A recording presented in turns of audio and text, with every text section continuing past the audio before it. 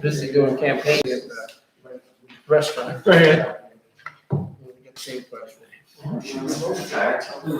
Good morning, Bridger. Yeah, It's this is rough on this there, morning. so- This humidity is just doing me. I was talking to him yesterday. I just want to stay home in my air conditioner, not go anywhere. We're gonna put that. Good to see you this morning, though. Right? No, yeah, that'd be awesome. Brimfield, it's gonna get So better. it's 2B. Right. Yeah, No, that's fine. Yeah, that'd be great. Well, I'll put it on the agenda and then you can just bring it up. Curb and gutter repair, is that what it is? concrete repairs. Right. Yeah, no, I'd be down for whatever you want to put on there. Somebody chose it. Okay. When do you need it? Yeah, senior group council. Curb and gutter, what, concrete repair? Yeah. Just got the. We've had a meeting down here like I was once on that boat for 8 hours and I got one fish, but it was a big fish. Yeah. Yeah, they were fishing for king salmon. Yeah. So we made Okay. reservations to go back next July. We'll go back in July and try it We'll again. wait to hear and see. There's a lot of frustration behind it though. Me I don't know if and they will. Gwen and Wait to see his how it son comes out. there. Okay. We, Because the issue is this, I didn't really like kids that. took loans. because he took, For what? he took his sons there when they were teenagers. Right. And, Where about? so it was just like, I remember, see how things have changed in 20 Oh, they're years. doing But I think you're gonna see a lot of that. 4:30 to 9 on Friday. A, we accepted a scholarship outside of And these. Saturday it's, B, we already well, paid tuition. veterans that- breakfast start changed changing, it. but the tables, the vendors wouldn't even. Yeah, but they changed. Oh, yeah. She And got then rid of that Bill goes Crody. till Is that- fireworks start at very early. It's gonna be for tomorrow. They just started off. Cause she sent one the other day and then she changed her mind on it. Well, yeah, because the Brimfield came in, they had Oh. the same one. They just, delayed. So they make sure you guys are vaccinated. They make it mandatory for work. Or many don't. I don't know how many of the Steve I know they offer me on Friday for it. I wasn't here yesterday. But they also gave you 2 hours all day vacation yesterday. time. So you got an hour off for your first shot, an hour off for your second shot. I was down there for a little bit. Tried to help encourage it to do that. So that's, I just wish more people would. Other We're than never that- gonna get out of this thing. Right. Now they're talking maybe spring. So then we got- 2022 we'll be done with it. Yeah, I think it'll be. Fire didn't have anything Continual, happen. though, because it's Oh, gonna be yeah, we it's gonna didn't. Continue to mutate. I know, I gotta call them back to find out if I gotta get a flu shot. Probably. You haven't heard nothing from anybody, have you? Are you doing the? Headed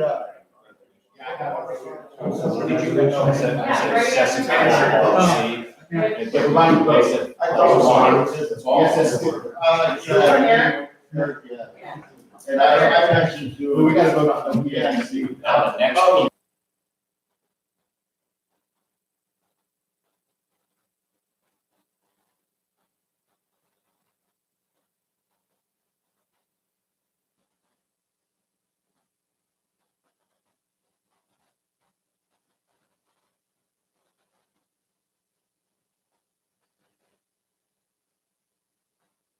For me, it's. Fourth. But I think You ever walk back there and seen it? No, I've seen it from the road, but I've never actually walked it. Everybody parks at East Yeah, everyone Center. used to drive back there. Are we doing drive-by Christmas again?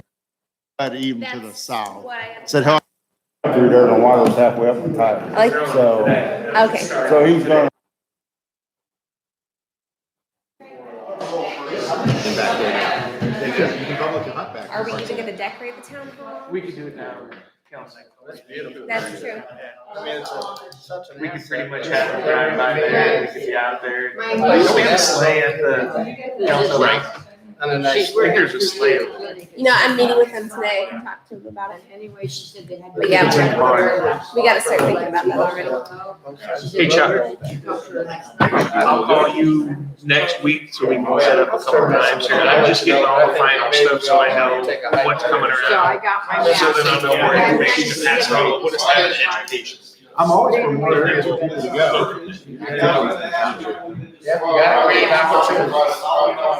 Yeah, I've been doing all the road shows this week where they come out, bring their dog and pony show out, and show everybody. So I'll know more about new things coming about.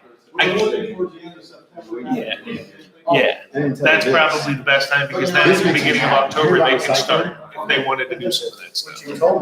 So it came out in the paper. Got to go every other week and they reduced the rate to 292.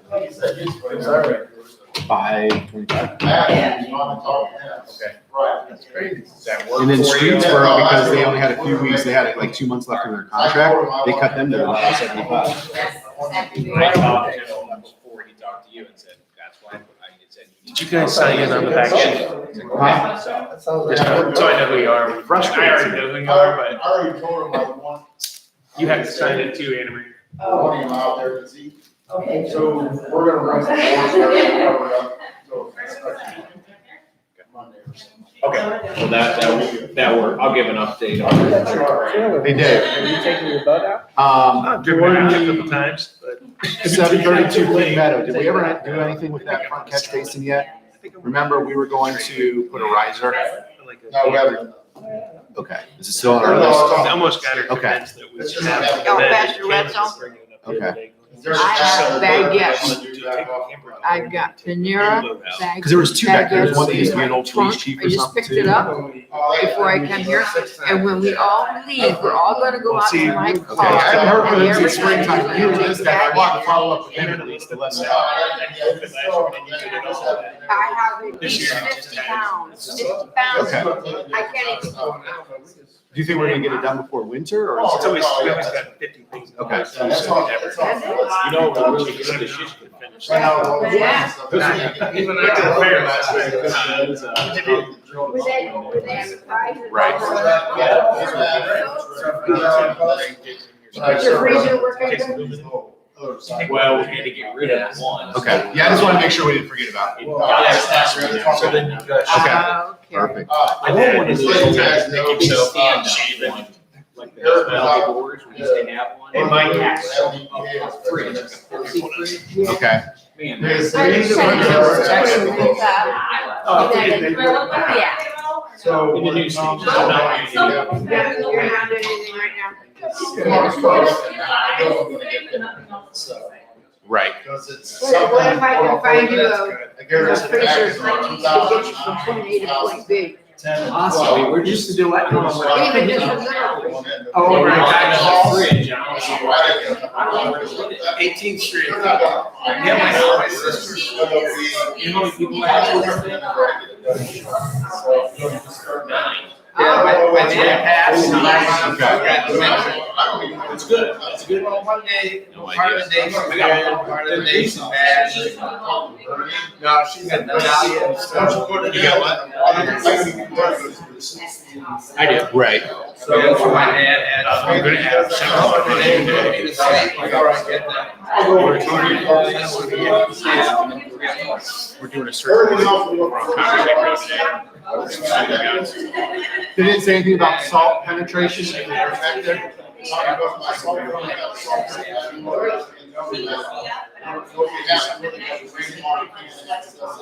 No, it's okay. There's some places, yeah, my sister still lives in that house.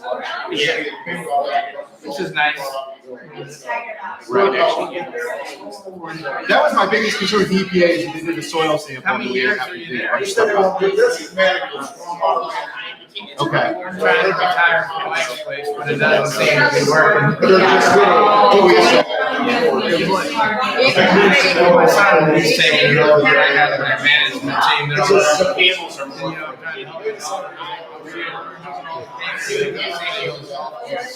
you know, she is, so that's a full-time job. Grown up. Right. And she started, she just heard her senior year of high school. Well, don't they have oil? She's an RA, she had to go down 2 weeks early, instead of the door. So she just had her first day of class yesterday. So, yeah, I just am flabbergasted by the whole thing, to be honest with you. It just goes by way too fast. They come back here, so they should get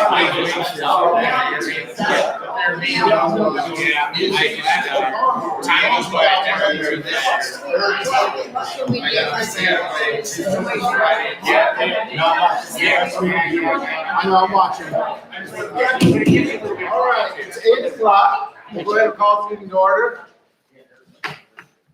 All right, I'd like to welcome everybody to the Brimfield Township Regular Trustee Meeting of August 25th, 2021. Roll call for attendance, John. All those in attendance, Mike?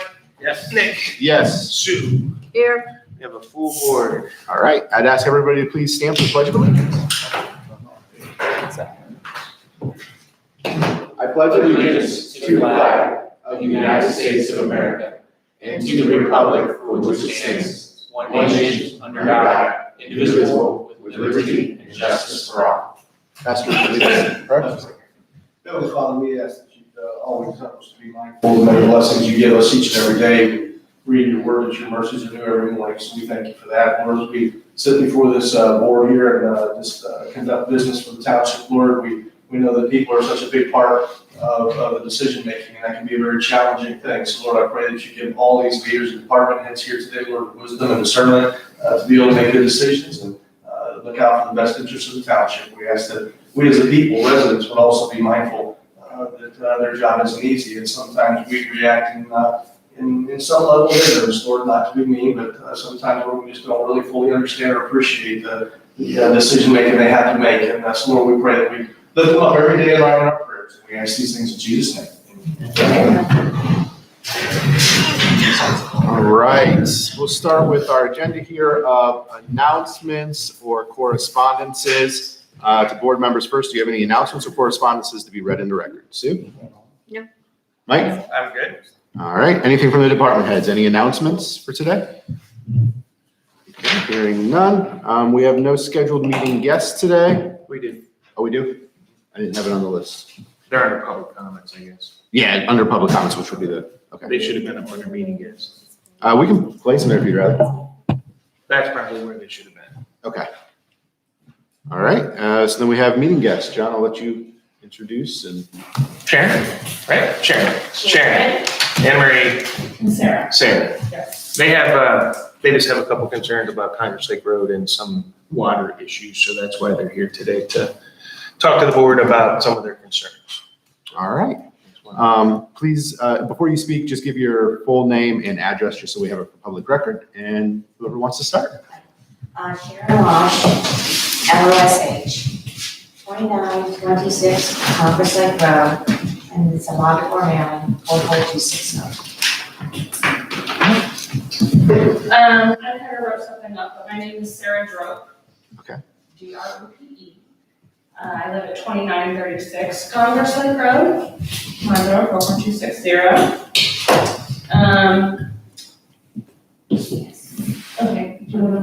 Anne Marie Dalzell, 2895 Congress Lake Road. So we, I moved into, I'm just gonna read from this because I'm not a good public speaker. That's fine. So No, just, everybody you're just knows. having a conversation. I'm gonna get all of our, thoughts together because this has been a big predicament, and I think will be even for the township down the road. So I moved into Brimfield in 2016, after finding our awesome property there, backing up to Monroe Reservoir. We had great neighbors, we've all gotten along for years, and yet we still have a lot of privacy, which we love. Our septic tank and entire pond that runs from her creek into multiple other properties around us. Our septic system took a fail. We replaced it, we did everything by the guidelines.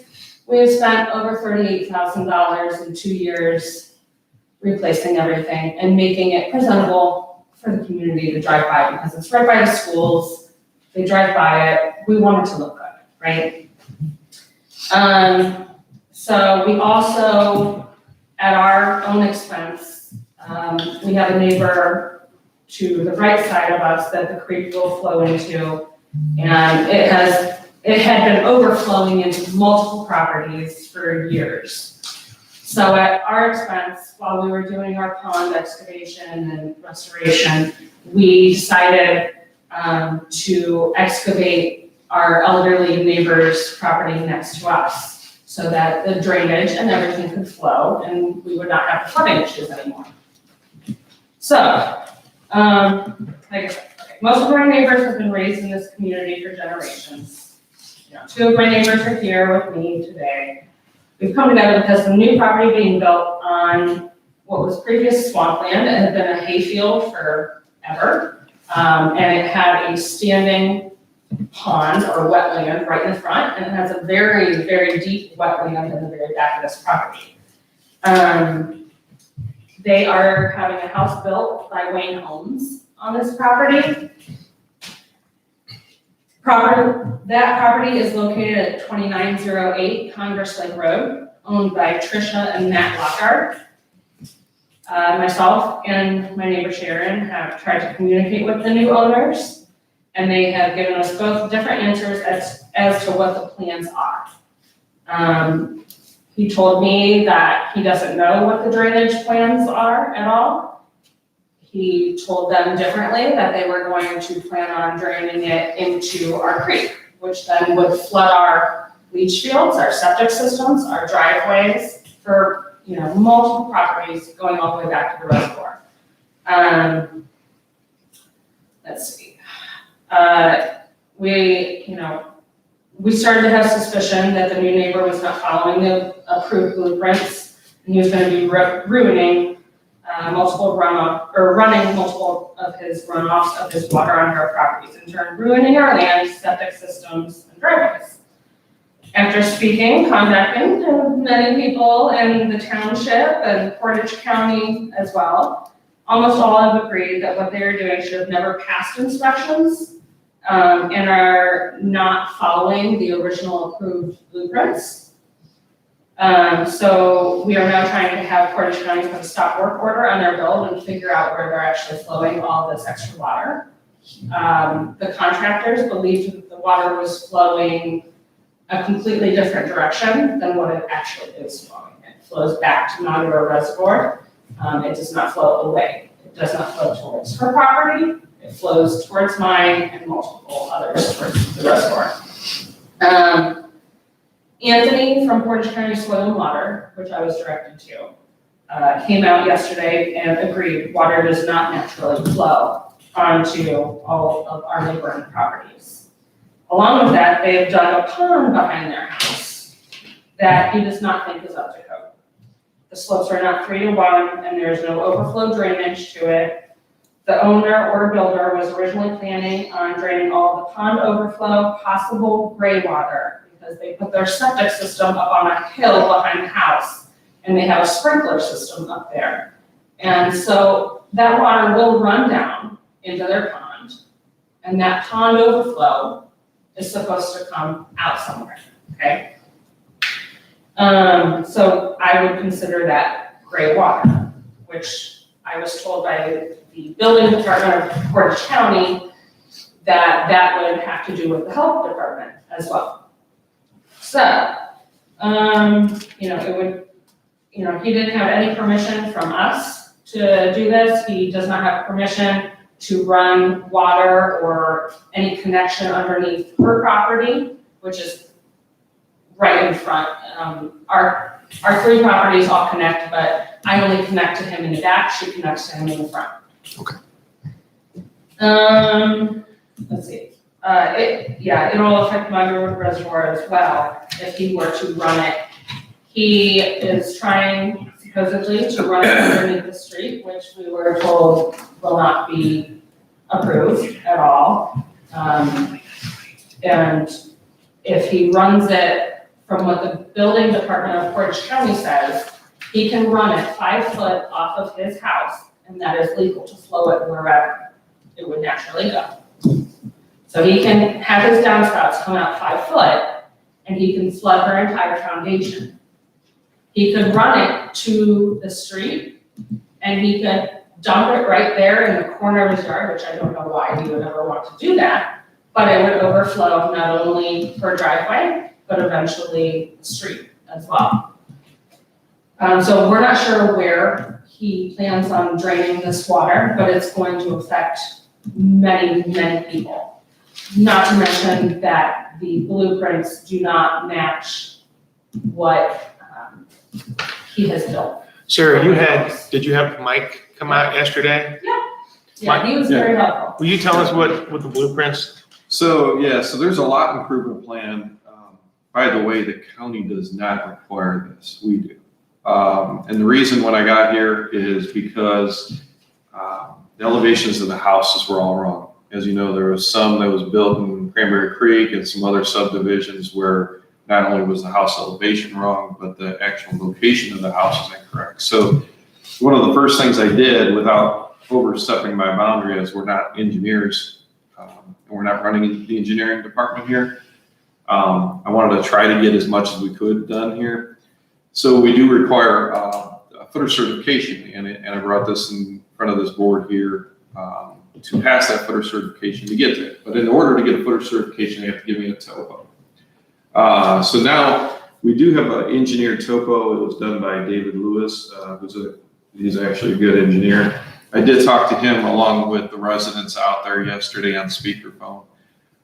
This is not his design. He didn't do this, but after we sent a violation letter, I couldn't issue a stop work. I don't have the authority to issue a stop work on building department issues or soil and water issues. I can only do it on zoning. So I did give them a zoning certificate of non-compliance and a violation letter, which Tricia is the owner of this property.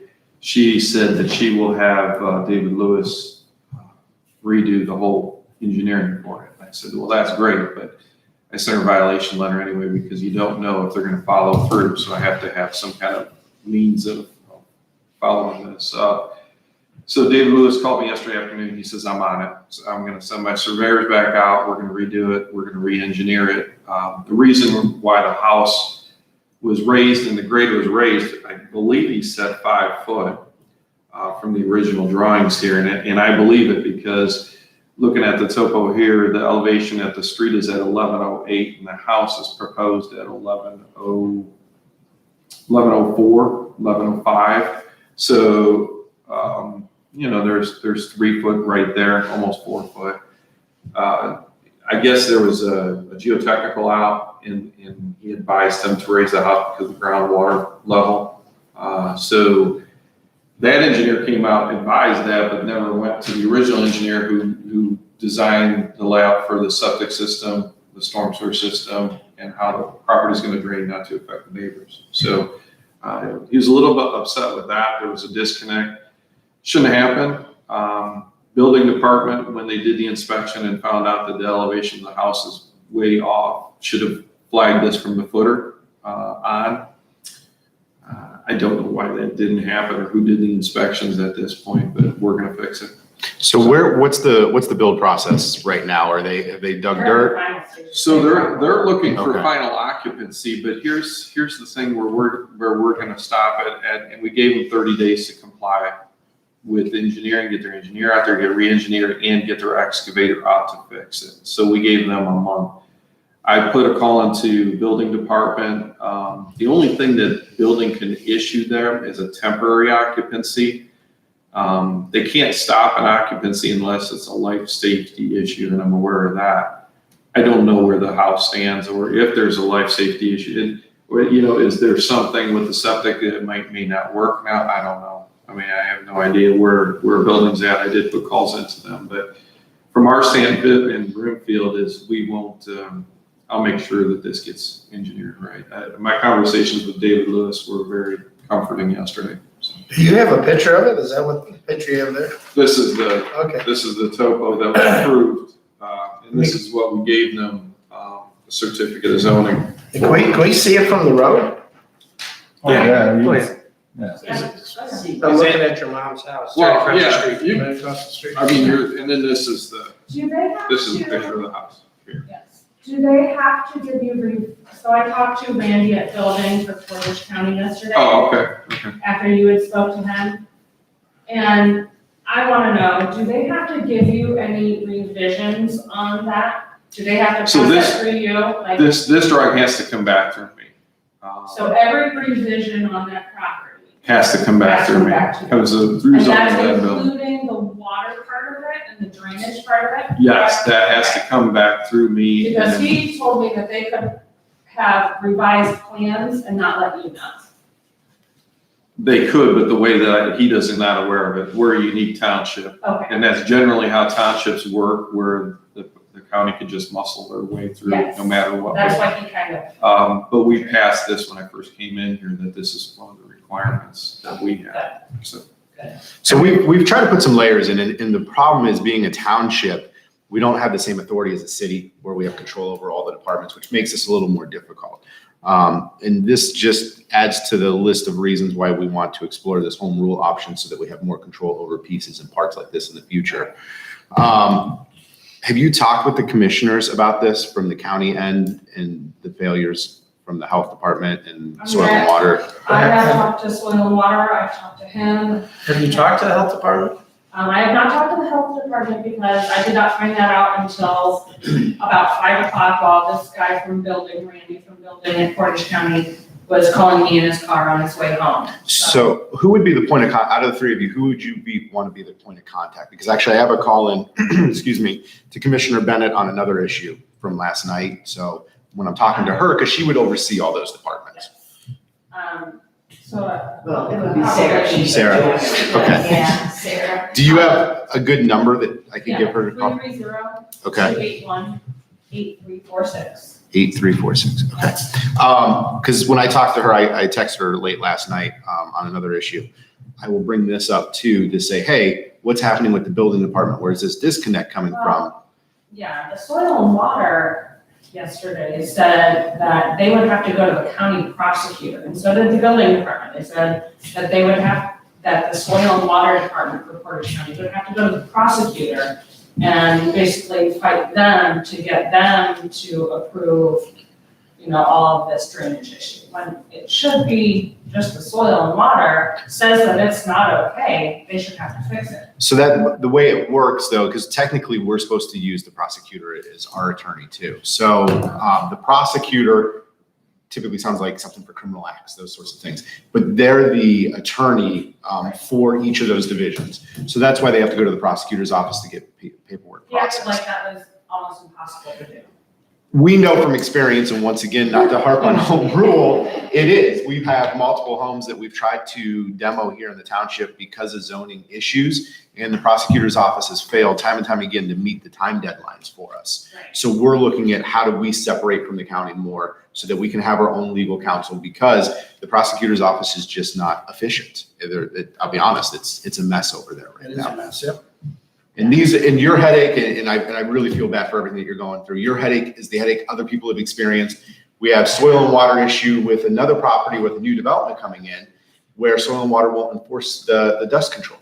And so the houses are getting covered in dust, and we know that, but there's nothing we can legally do about it. The township is, the only department we have is zoning, and his hands are really tied by what the code is. And so it makes it really difficult for us.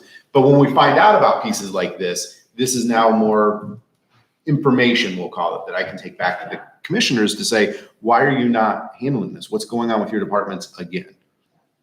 We'll be happy to help you in any way we can, for sure. We just Okay. don't want, Yeah, well, we don't want our entire foundations or our entire driveways washed out, or, right. everything that we've tried to do. We can't have the water issue. The building issue is one thing, that's their problem, Right. but it's the water issue that is our main problem that's gonna affect so Well, many people. And the reality is you shouldn't have to pay for the mistakes of, and it's not, I wouldn't even blame the homeowner per se for this. I'd blame the building department, no, soil and water departments in engineering. So you're going to have to pay for their mistakes. And so is that homeowner too, if you think about it. I mean, this can be very costly for them. That would be a civil lawsuit. Right. What we would have to do. Yeah. And that's been the go-to for them for many years, is that, well, we said something, but you take a civil lawsuit, good luck in the courts, see you in a couple of years. And I don't think that's gonna be easy to do, or, Well, it's not cheap. even if we even get any money back, or. Are you seeing the water issues already? the water issues With are that there. rain. On his property, yes, and then he drained, as soon as they started the foundation, he asked for permission to use her electricity. He asked them permission to drain this excess water they got, maybe down 3 foot into the excavation, and it started flooding up water. So they built this pond supposedly right behind the house to overflow this water to, and yet there was still overflow. But they did that themselves, right? Because that wasn't a county thing. That wasn't there. Yeah, the pond was not there. And that has to get The pond in approved front as of the well, door right? is there. The pond does. No, I have a pond in my front yard. Is it, maybe that's your yard? Yeah, with the fountain and we redid it. Yeah, right up by the road. Yeah. That's where that all floods, right there. It goes down to that. Right. So And we've excavated and done everything to make it not do that anymore. And now this guy Yeah, I know where you're. also got permission to put a pump, originally, just for a day, to pump water into her creek, which leads to my pond that we redid. And I asked him. Yeah, and that was okay, like, we're being neighborly people. You can, I understand you're trying to build a foundation there, you can run a little bit of water, but you're not running your entire house in your overflow of your new pond that you built into our properties and ruin us. The strange part about this is that, listening to all this, and we're finally getting the county involved, which is great, and I'm confident we'll get this situation under control. But we've had similar problems at golf courses in town where they've made improvements and then they're actually being cited by the same agency. It's Right. kind of backwards, you're thinking, geez, where we actually have the problems that you can't get anybody to help, but then when we do fix it ourselves or a property owner fixes it, then they're getting cited because they weren't supposed to touch something. It's like, well, Mike, isn't one of the biggest things that if you're doing construction and changing the topography of the land, like just think of the Heritage Nursing Home. They have a big giant retention pond in the front of their yard, so they don't flood everybody else. Right. That's the biggest requirement of all those places that, hey, if you're changing the scope of the land over here, you're not allowed to change the flooding anywhere else. Right. So that's kind of what they're running into, is they change the scope of the land, now the water's all flowing over. Well, they reversed it. So the original drawings and what was approved here through zoning was that it was higher at the street and it was going and everything was draining back. There was no pond on there. There was nothing. There was the tie-in for the downspouts. There's an actual sump pump required and it goes out, it pumps out. And that's where I'm like, well, they're not building what's on the plan. So when the inspector comes out and he looks at the downspouts, and that's part of the plumbing inspection. So as he comes out and looks at this, what's he looking at? Like what house plans are you looking at? This is very plain and simple. I mean, I'm a certified building inspector. I've done it for years. When you see a house that's built 5 foot out of the ground, contrary to what was approved, usually that's a flag at the foundation level. And you're like, wait a minute, why is this house so high? So I don't know who's looking at the plans when they're going out and inspecting, but obviously missed 5 foot is a big deal. But when you talked to that Tricia, did she sound receptive? I mean, is this something? Oh, yeah, no, she's very receptive. She's been talking to Dave and I all day yesterday. So, They literally, as soon as he told me that he had contacted Tricia about it, someone was out there within 10 minutes probably, in a nice car, nice golf shirt, and he was out taking pictures of the property and mostly all of the inside of the property. So I think that's what he originally, I'm guessing he was the engineer, came out to take a look at it, and he's thinking that it's probably something inside. When really, that wasn't our issue, it's the outside. Right. Well, so I think this is going to be our action plan then. Number one, when I talk to Sabrina, I want to hear back from her today. I'm going to have her reach out to you, Sarah. Okay. I'll give her your number and say, hey, can you give her a call so you can kind of walk through the same thing with her. In the meantime, we've issued the initial letter. We'll follow up with that. And then if we can check in by Friday again with the building department and see what their status is on this and soil and water. If we could do that Friday, first thing in the morning, because we do have that meeting with the attorney on Friday, this can be a point of conversation during that, because that's the point of that meeting anyways, is to iron out some of these issues we're having with the prosecutor's office. And then from there, we'll kind of keep in contact with you. As you see things, if you hear things, let us know. Typically, we funnel that back to Mike Ladd anyways, because he's going to be the person to work through that. But if you have any concerns, call any one of the four of us up here. Does that work for right now, for the initial steps at least? We just didn't want it to get too far. Yep. No, I appreciate you bringing it to us, and, unless people come to us and talk to us, we don't know what's happening. Right. So we appreciate that, and we'll talk to Sabrina and see what we can do on the county end, because we've done as much as we legally can at this point. So now we gotta start putting pressure on the county commissioners. Sounds good.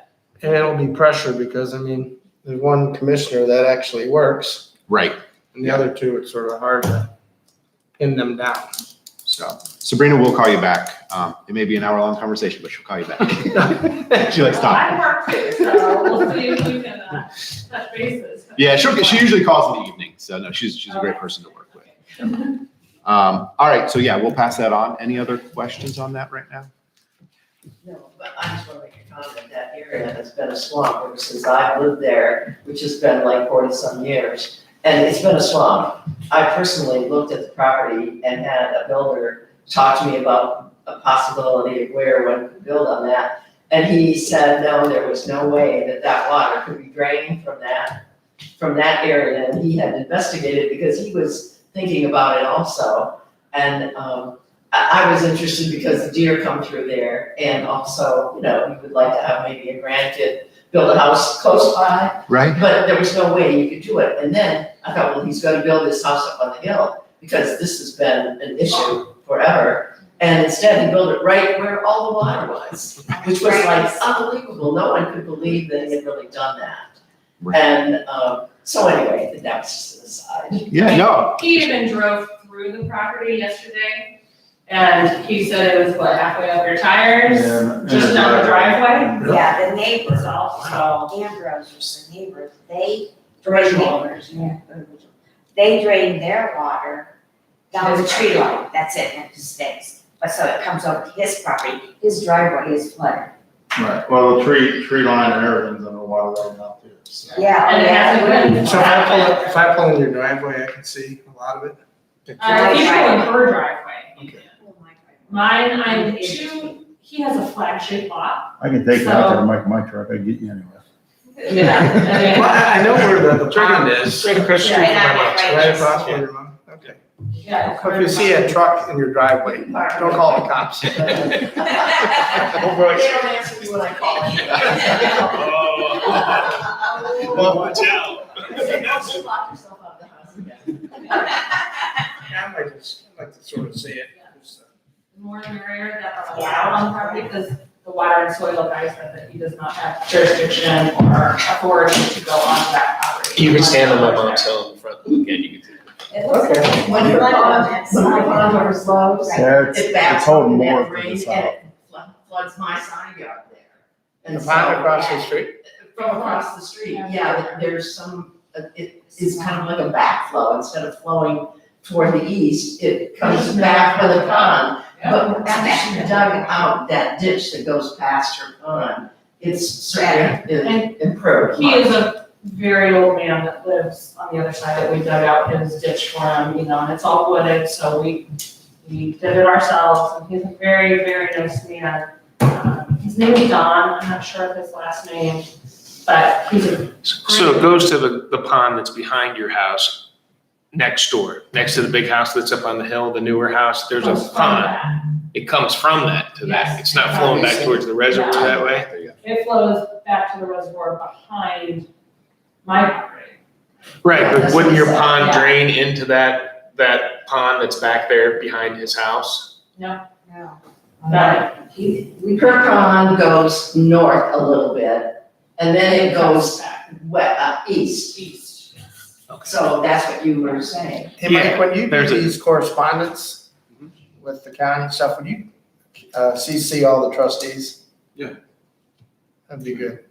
Sure. I think you're gonna get better answers and faster answers from the engineer. Well, whoever you do, probably- just copy us on all of them, so they Yeah. know we're watching. I mean, he was the one on board and he has the stamp. So everybody, soil and water, everybody could go out there, but engineer of record is him. And overall, the responsibility, if it goes to court, would fall on him. So he's gonna make sure it's right.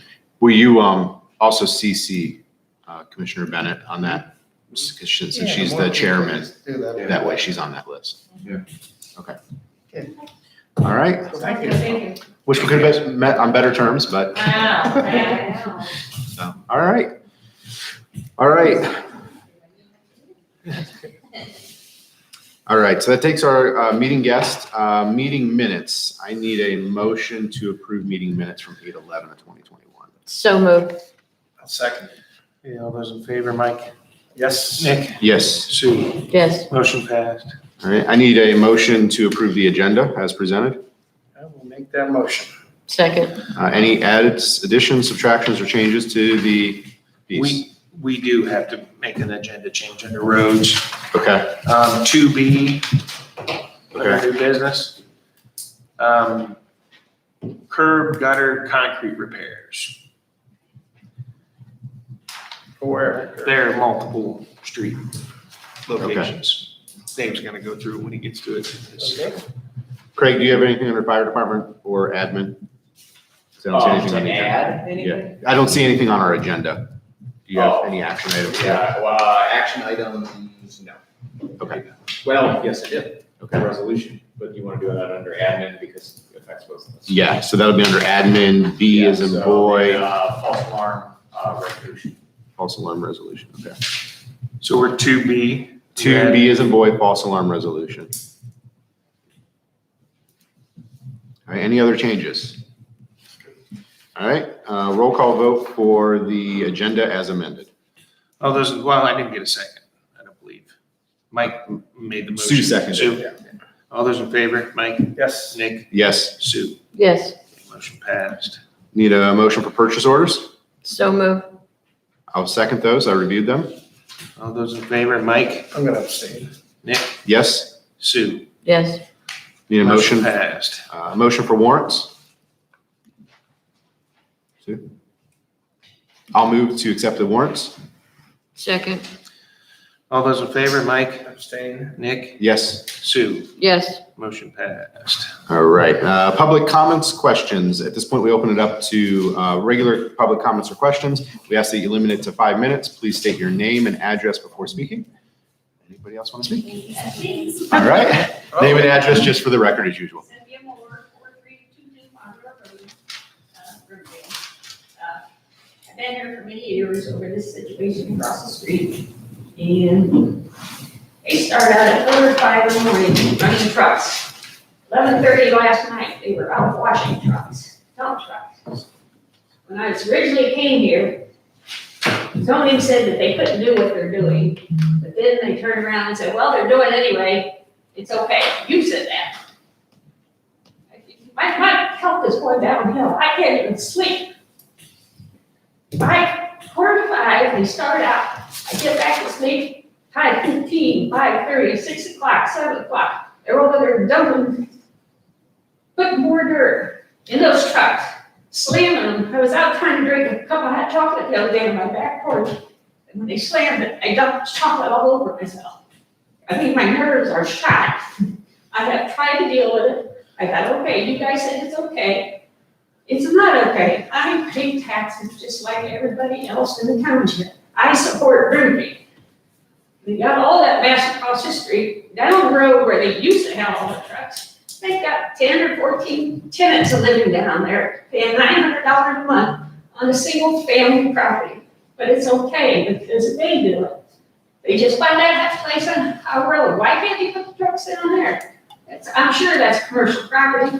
They need to move something. I don't want to have to move because you guys said it's okay, but you guys, my roadway is full of gravel. The road is holding water because the trucks go in and out all day. So as you know, this is not approved by me. This is approved by the zoning board of appeals. So this is Humling Truckling is a conditional use in that zoning district.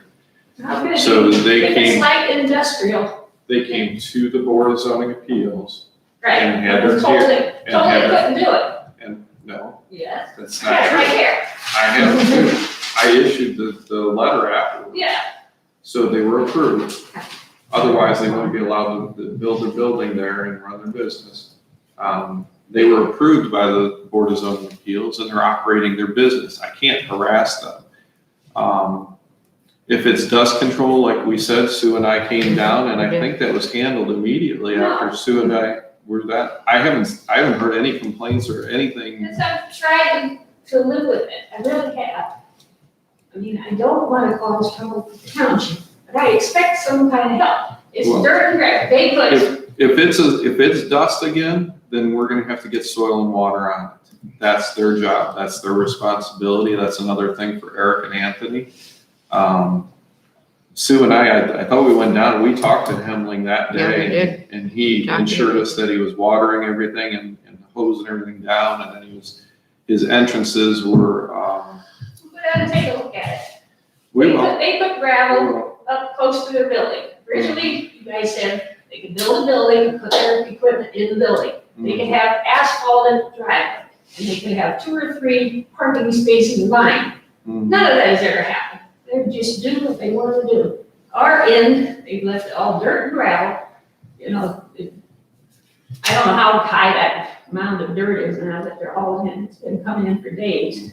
You know, the roadway is nothing but a mess. The water's starting to lay in the road. And they put gravel over there in front of our place. They left it dust and dirt. They do it, I know they do it intentionally.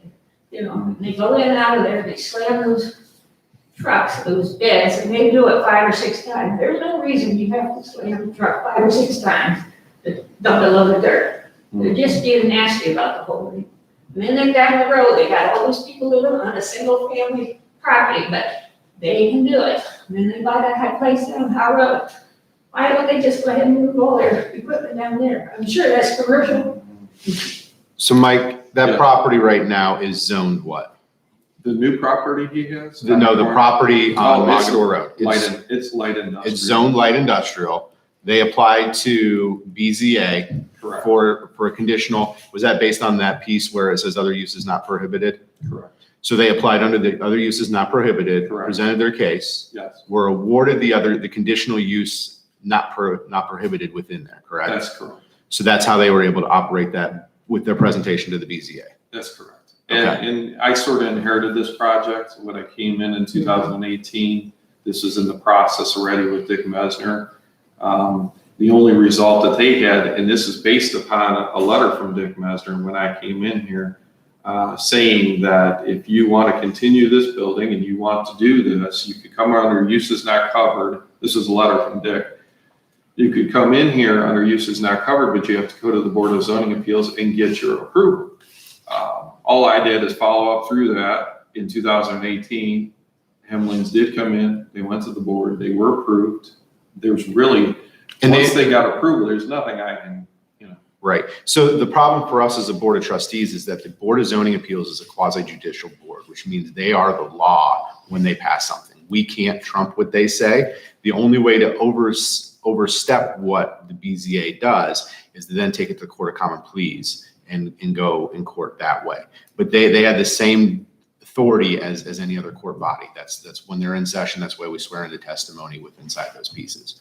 Our zoning code for many, many years had other uses not prohibited, meaning any district could have anything put inside of it as long as they got approval from the BZA. That language was part of our 2050 land use plan change, was to remove all of that. It has gone before the zoning commission for approval, went to regional planning for approval. Zoning commission had their public hearing, and I expect we'll probably hear on that today for the Board of Trustees to remove that language.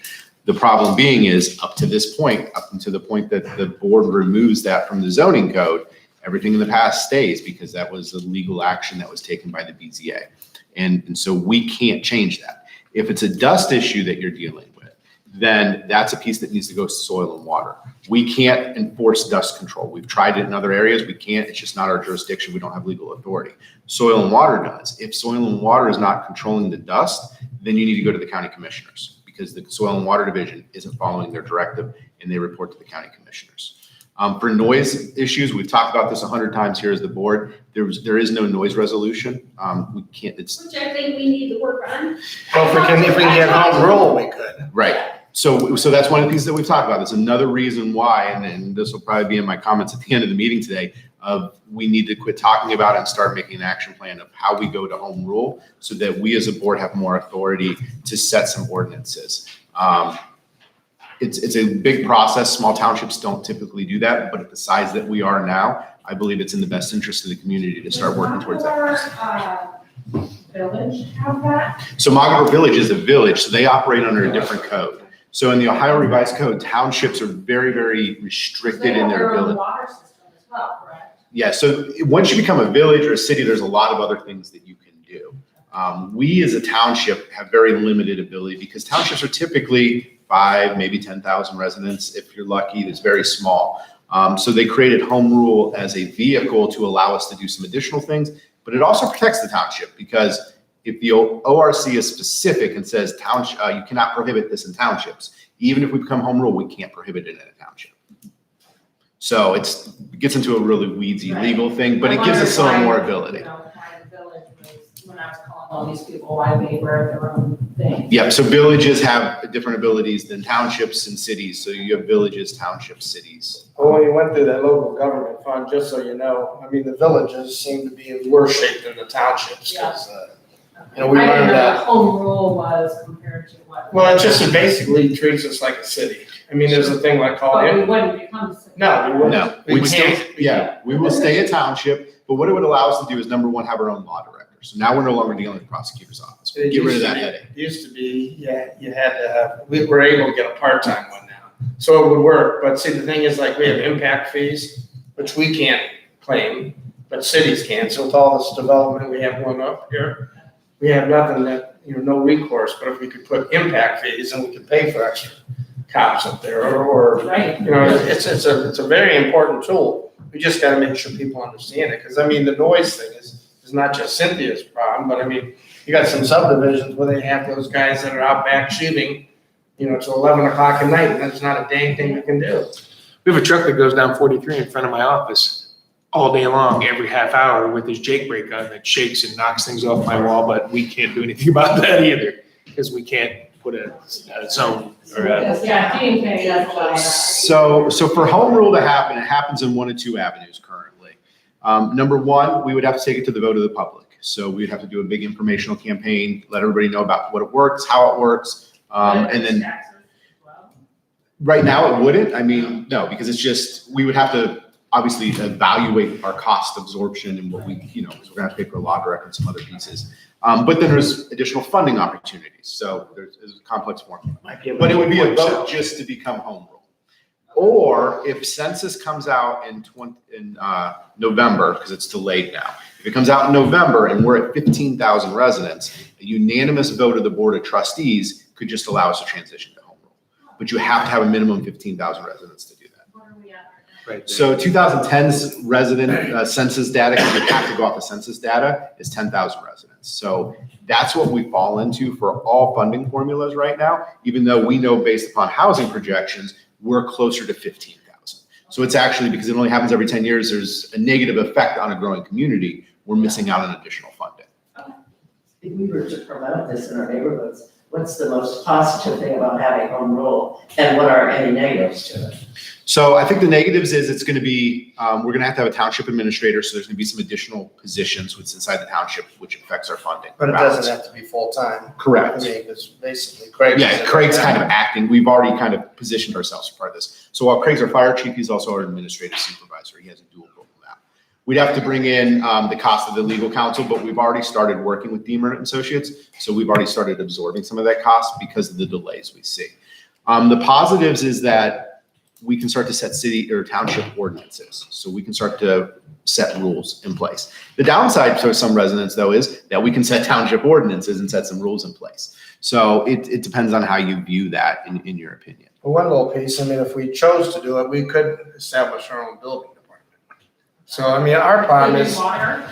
no, that's. Soil and water is an EPA, so we could never deal with that, but we could have a building department where, you know, Mike Ladd could serve as zoning inspector and building inspector if we chose to go that route. It's just, we have such a disconnect with Portage County. I mean, just it's terrible. Everything's held up because of Portage County. So, That's what I. On a small level, we could tell people, hike the grass, and do the small things that we can't do if your neighbor doesn't mow your grass or something. Right now, we fall Small under, things we can't even do. yeah, we fall under Department of Agriculture. So if you mow once a year, you're good. Yeah. Nothing we can do about it. See, the townships were created by the Magna Carta, and they were to hold property till the cities were ready to take it. But we don't want to become parts of cities, and that's how it is. It's all changed. The legislature really needs to.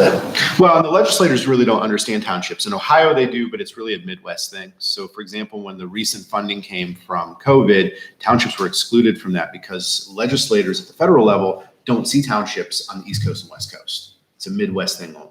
So we were excluded from that funding initially. We eventually got it, but it just kind of shows you how there's a disconnect with legislators on townships. Cities It's get kind of a, about having our small township control itself better. Yes. Yep. So we'd have more internal control, less reliance on the county. I mean, it's tough for us as a board when we hear all these people coming in and we know they're wrong. Not the residents, but we know what's going on is wrong and we can't do anything about it other than talking to the county. And that's like, not easy.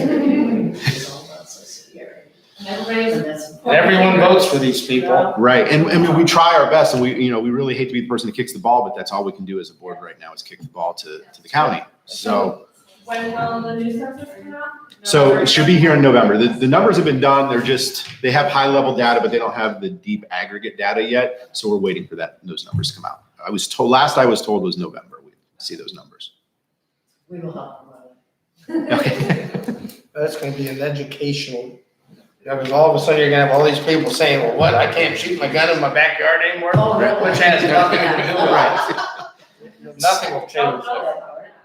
Right. Nothing will change. So to your point, Cynthia, where it stands today is that the BZA is the one who made that approval. So we can't change the use of that land because they got approval through a legal process. I was there, and it says here, only issued violation for operating a business that is not permitted or additionally permitted in zoning district. You guys all advertise light industrial, it's gonna go up behind Menards, it's gonna be all quiet, none of you neighbors are gonna have a problem. Well, come and look at my light industrial across the road that I can't even see. Well, and that's why we've changed, that's why we're working through changing the zoning code. And we've realized that it was an issue in the zoning code, but to change it, we can't just change it overnight to get rid of the other uses permitted that companies have used as a vehicle to change that zoning district to their advantage. To do that, we had to have a good solid plan of what we were doing, which was the 2050 land use plan. That's a 1-year study. Then from there, it's got to go to the zoning commission. They have to hold hearings. It's got to go to the BZA. It's got to come back to the zoning commission. There's just a very elongated legal process to make that happen. Hey, Mike, the multiple families in one home, in single family, is that anything? No, they have on the property, they can build do that. apartments. They could do that. There's nothing that the county or we could do for the amount of people per house. That's something we can't touch. That's absolutely. And not even a city. Can I do that? Can I say my property is commercial? Because I have a large building down there, I can start storing things. Maybe I'll start. I believe you are in light industrial. No, I'm considered office residential. Oh, residential office. Yeah. Yeah, we could switch it to light industrial. You could petition to do that, yes. You got about 30 days before it changes. You could come under uses not permitted. That was the problem with that part of the code. And we were seeing this all over. This is something that when I first started, the trustees wanted to get this changed. And when we led, this is how long it takes. We had to do the comprehensive land use plan first. And that encompasses how do we want the township to look all the way out to 2050. We've done the homework. Now that's the guideline of what we need to change. So everything in that book is things that we're going to be changing through the years. The process is long enough. I mean, it starts at different boards and then comes back to ultimately trustees today. You're going to be setting public hearing today for the uses not covered. But we've seen sheets come into the town center, which was a very, very big talk this last year. Gas stations aren't allowed in town center, but they were pushing their way and they had attorneys on board. And this is how the companies get in. And we sympathize with it. We understand where you're at. That's why we're changing the code. But if the BZA makes their opinion and they vote on it and it's approved, there's nothing we can do about it. It's like the court ordering. We have apartments. I don't know if you've seen on 18, and they've been building those apartments. That's not a BZA approval, and that's not my approval. That was a court ordered issue. So they ordered that those apartments could be built there. And that was years and years and years ago. And they're just getting to it now. So there are certain things that are just out of our control. Maybe we should become a city, you know? We can't. We never will, because it takes the permission of the two closest cities to do it, they won't do it. Because we have a You JED. guys don't like the county. No, we I'm have, sorry I got upset today. I woke up. No, I feel bad. No, I mean, listen, My nerves are shot, you know? I don't want to move. I've been there 31 years.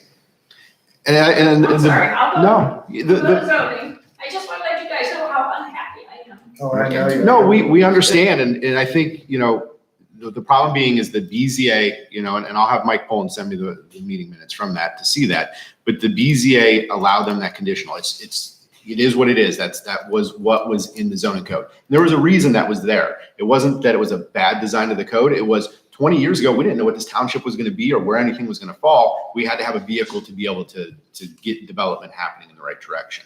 Now we know where it's at. We need to remove that from the code.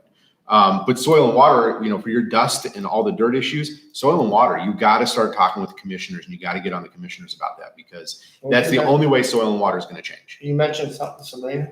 Yeah, I'll add that to my list with Sabrina. It's gonna be a 2-hour. Sabrina's not going to call me. she's at the fair. She's going to watch this video and be like, no. So, all right. On the committee meeting, I'm very sorry. It's okay. You are a resident, you can say. Thanks for voicing your opinion. I appreciate it. It's just quite all right. Any other comments from the public today? No? All right, safety concerns. Any safety concerns from board members or department heads? All right, hearing none, we'll go into the business portion of our meeting. Police Department, Roy, the floor is yours, sir. Yeah, Nick, just a couple of informational updates for you this morning, really not a whole lot. For the administrative assistant position that we advertised, we currently have 3 applicants that are in the background investigation phase that we're looking at. So as I get more information on that, I hopefully get to a point I have a candidate, I'll come back to you as a board to ask for appointment. But right now, we have 3 candidates in that process. So left 2 officers in the field training program right now. It's Officer Mars and Officer Schreckengast. That's just ongoing. I don't have hard dates for either one of those officers on when they're going to be able to be on patrol on their own, but that's an ongoing process right now. And lastly is with school classes starting up next week. Officer Dinkin will be back in the schools in the SRO role. And we will also have some presence in the school zones as school starts and people get accustomed to seeing the school zone flashers going again in the morning and the afternoon. I also attached for your reference some feedback from Superintendent Hefflinger, reference the SRO program for the 2020-2021 school year. You can just take a look at that when you get an opportunity. I had sent that to David for his staff, and Dave just sent one response back on behalf of all his staff. So overall, good feedback on the program from the schools. So we're on a good track going forward. Are we seeing better communication with the district now? Yeah. Okay. Yeah, I think some of those issues have ironed themselves out. Right now, things I think they're going very well. Okay. Yeah. Chief, with the admin hire, what is your deadline for that? To make the appointment, Yeah. I don't have a hard deadline. I just know that Deb's retiring in October. I don't have her firm final date yet. Ideally, I'd like to bring the new candidate on board next month, at least to get a little bit of So we training have time. 30 days of training. That's what I was Yeah, just. but that I'm knows going a to lot be of flexible stuff. on that. That's really going to depend upon what we find during this background process. It may go great. We may move quick. We may find some hiccups. So I don't want to commit to a hard date. Okay. Other than if we can next month, that's the target. All right. Okay. Yep. That's all I have right now, Nick. Any other questions for police department? All right, hearing none, we'll move into fire department. Craig, floor is yours. Okay, a couple items, small, same as Roy. New firefighter swearing, that is tonight. I did text that out. It's Yes. at 4 PM. Can anybody be there? I'll be there. Okay. John, Mike, Sue. I'm going Yeah, to try I'll be to. there. I have a meeting at 2, so I don't know how long that's. It's okay. I just wondered who's coming so I can set up today. I'm not 100% It'll be 20 sure. minutes. I'll try to be there. Okay. Yeah, but 20 minutes is for the 2 new guys. Okay. So, No, I'll be there. okay. All right. Thank you for that. Station update is the only other thing. Where do I start? We wanted to have shovels and ground already. Here we sit with nothing happening. Nick, John, and I have been working through the USDA mainly. We were ready to sign a contract in my mind, and then got dumped 100 different things we needed to submit yet. So here we sit. They're looking at October 1st is now the deadline that they're looking at. It's kind of the update. I don't know if we're sending stuff in. Well, I think we're done with everything that we need to submit, but there's 2 of them they need to get back to me on answers, Right. but I haven't heard back from them yet. This is very complicated. I shouldn't say it this way, but like when you sign for your house, they lay out the paperwork, say sign, sign, sign. This is, well, I need this. Well, I sent you that. Oh, yeah, you did. We're just all over the place. So people understand our loan is through the USDA, which means we're getting a loan from the federal government. So the reason we go that route is we get better costs, lower interest rates. And they have a project manager who deals with all the problems that we run into so that the board and the chief doesn't have to deal with that. There's a set person who goes and yells at everybody basically when it's not right. Makes our life easier. However, it's just a difficult piece because as it is the federal government that require a lot more documentation. With that said, he's pretty firm on that October 1st deadline because that's when the new federal budget would kind of kick into place. So we want to make sure we secure our funding before then. So John, if we could call them again on tomorrow or Friday, because we need to push as hard as we can for that October 1st. Yeah, because I put there was 2 things I sent out to him because our insurance company and our bank. Well, he did respond this morning. There's an email in here for you I from didn't this see morning. that yet. I was just Yeah. gonna check it right now. So I'll follow up. Is it good or bad? It's just that he's saying there's an EFT and pad and make sure these are the correct amount. So John's just got to look at some numbers. It's just paperwork we're waiting on for them to approve. I mean, the loan piece is approved. It's just having the right documents in place so that they can process So we're the looking funds to at us. October 1st start? October 1st, USDA loan. Then I have to go and sign the contract. Well, no, everything would be signed and done on October 1st. Well, yes, we're hoping for that, but I'm not signing my name to anything till we have a loan. But we will need to have a board meeting, and we said we would call a special meeting if need be, once the USDA has all the documents, because it has to be signed by all 3 board members in an open session. Well, what he sent to me here, it was Chase that was coming back to me with a question, so that answers Chase's question. And then I never got back from them if we were the EFT pad document, because we have that at the police department right now, and we have it with the fire truck. He was gonna see if we could just use that same pad. It sounds like you need to use a new pad because of the higher amount of money, is how I'm reading that. All right, I'll get on that today. Okay. So to wrap that up, it's very frustrating because as we all know, we probably could have hosted Brimfest and other things, but we didn't know. Yeah, we didn't don't know. these dates, but Right. I guess we should know better. We didn't know, so we're fine. Well, when we say federal government, we should know just add 6 months on it. I mean, really, that's, But the amount of money it's gonna save will be worth it. right, it's just. Yeah, so we got It's 2.5% frustrating. interest rate on that. Right, and every day we're delayed, I mean, the prices are coming down, hopefully. Actually, it might be helping us. I hope so. I know, so, It's not- I mean, and no And- lumber's coming way down. Well, and the good news too is Rycon understands that we're working with USDA, so they've been working with us off to the side we've already had some initial meetings to look at cost saving measures and getting all the prep work from their end out of the way, because they're ready to mobilize as soon as we sign the contract. I mean, they're Right, they totally, said when we sign the contract, they'll be there in 2 weeks. I mean, they are totally aware that when the price is going down, it's being passed to us, right? I made that clear. Yes. They were clear. 'Cause I know they bid on the steel prices back then, but I don't know if steel's coming Well, they're down. gonna send us the original price, whether it goes up or down, that's the price we have for the bid. But there's some cost saving measures we're looking at inside of that too. I actually have a meeting today at 1 for those cost savings. So if metal goes down 25%, are we gonna get that savings? I don't know, because we were signing the contract they bid on. Right. So Yeah, I but there don't should be know. something in there, because that's not right. Well, but that's a double-edged sword, because what if steel goes up 50%? Yeah, which I don't think it will, but. But we'd be locked in at the rate we had before. That's what we have with the interest rate with the USDA. If it goes through the roof right now, we're still locked in at 2.5%. I have about 10 things, which is the meeting today, that I'll be working on that will be passed along to us. Elevator, different style brick, roofing. We'll mention them because lumber is really coming down. I will, but I think we're locked into their bid We for rebid the it. initial part. We're already behind. Right. Or we can start over. Let's not do that. I can't deal with that stress. Yeah, this is, again, takes a long time. So. It's kind of the update, but not an update. Here we sit. So. Okay. That's it for the fire department. All right, so then administration, Craig, floor is yours again. We'll just go into the resolution. I'll pass this down to you. So Before that, we gotta go in order. So new business A, OPWC Township Oh, I ballot. didn't see that, sorry. So there is a OPWC District 7 official township ballot. Every 3 years, there's a committee that OPWC needs for District 7, talking about integrating funding. We have to vote on 3 different groups of people that we want to submit forward to represent the townships.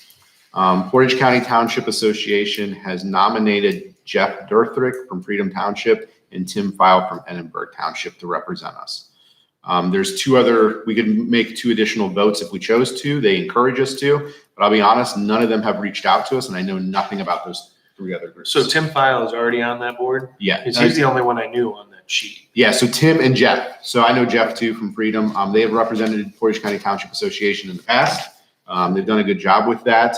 So the question is, do we want to vote just one motion forward? Because I don't feel comfortable voting for anybody else because I don't know any of those members to represent townships. We're just guessing. What are the other ones? They're from across the state. Jim Kristoff from Happersfield, Okay. Tom Martin from Williamsfield. Okay, yeah. So my motion is to accept Jeff Durthrick and Tim File as representatives of the OPWC District 7 Township. Okay, I'll second that, Nick. So these people would serve a term of 3 years, and they attend I think it's a quarterly meeting, and they talk about OPWC funding and different integration, and they'll be township representatives and report back to the Portage County Township Association, which then gets brought back here to each board in the township. So all we're Could I gonna do see is that? just approve those 2 that they already have and not put a vote in for the 3rd. Well, I'd actually do a single vote because they're voted in groups. So Tim and Jeff are group A. But they're already in, right?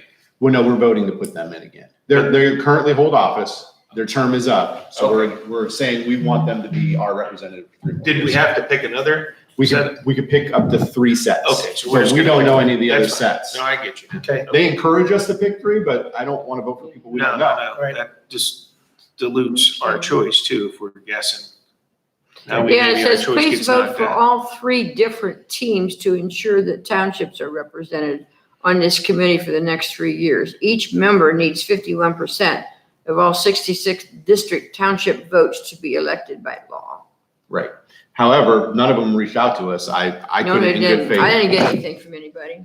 I couldn't in good faith vote for anybody else other than the ones that we've worked with. Okay, let me have that one and I'll send that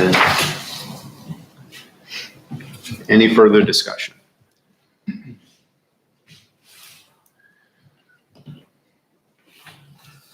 All right, hearing none, roll call vote.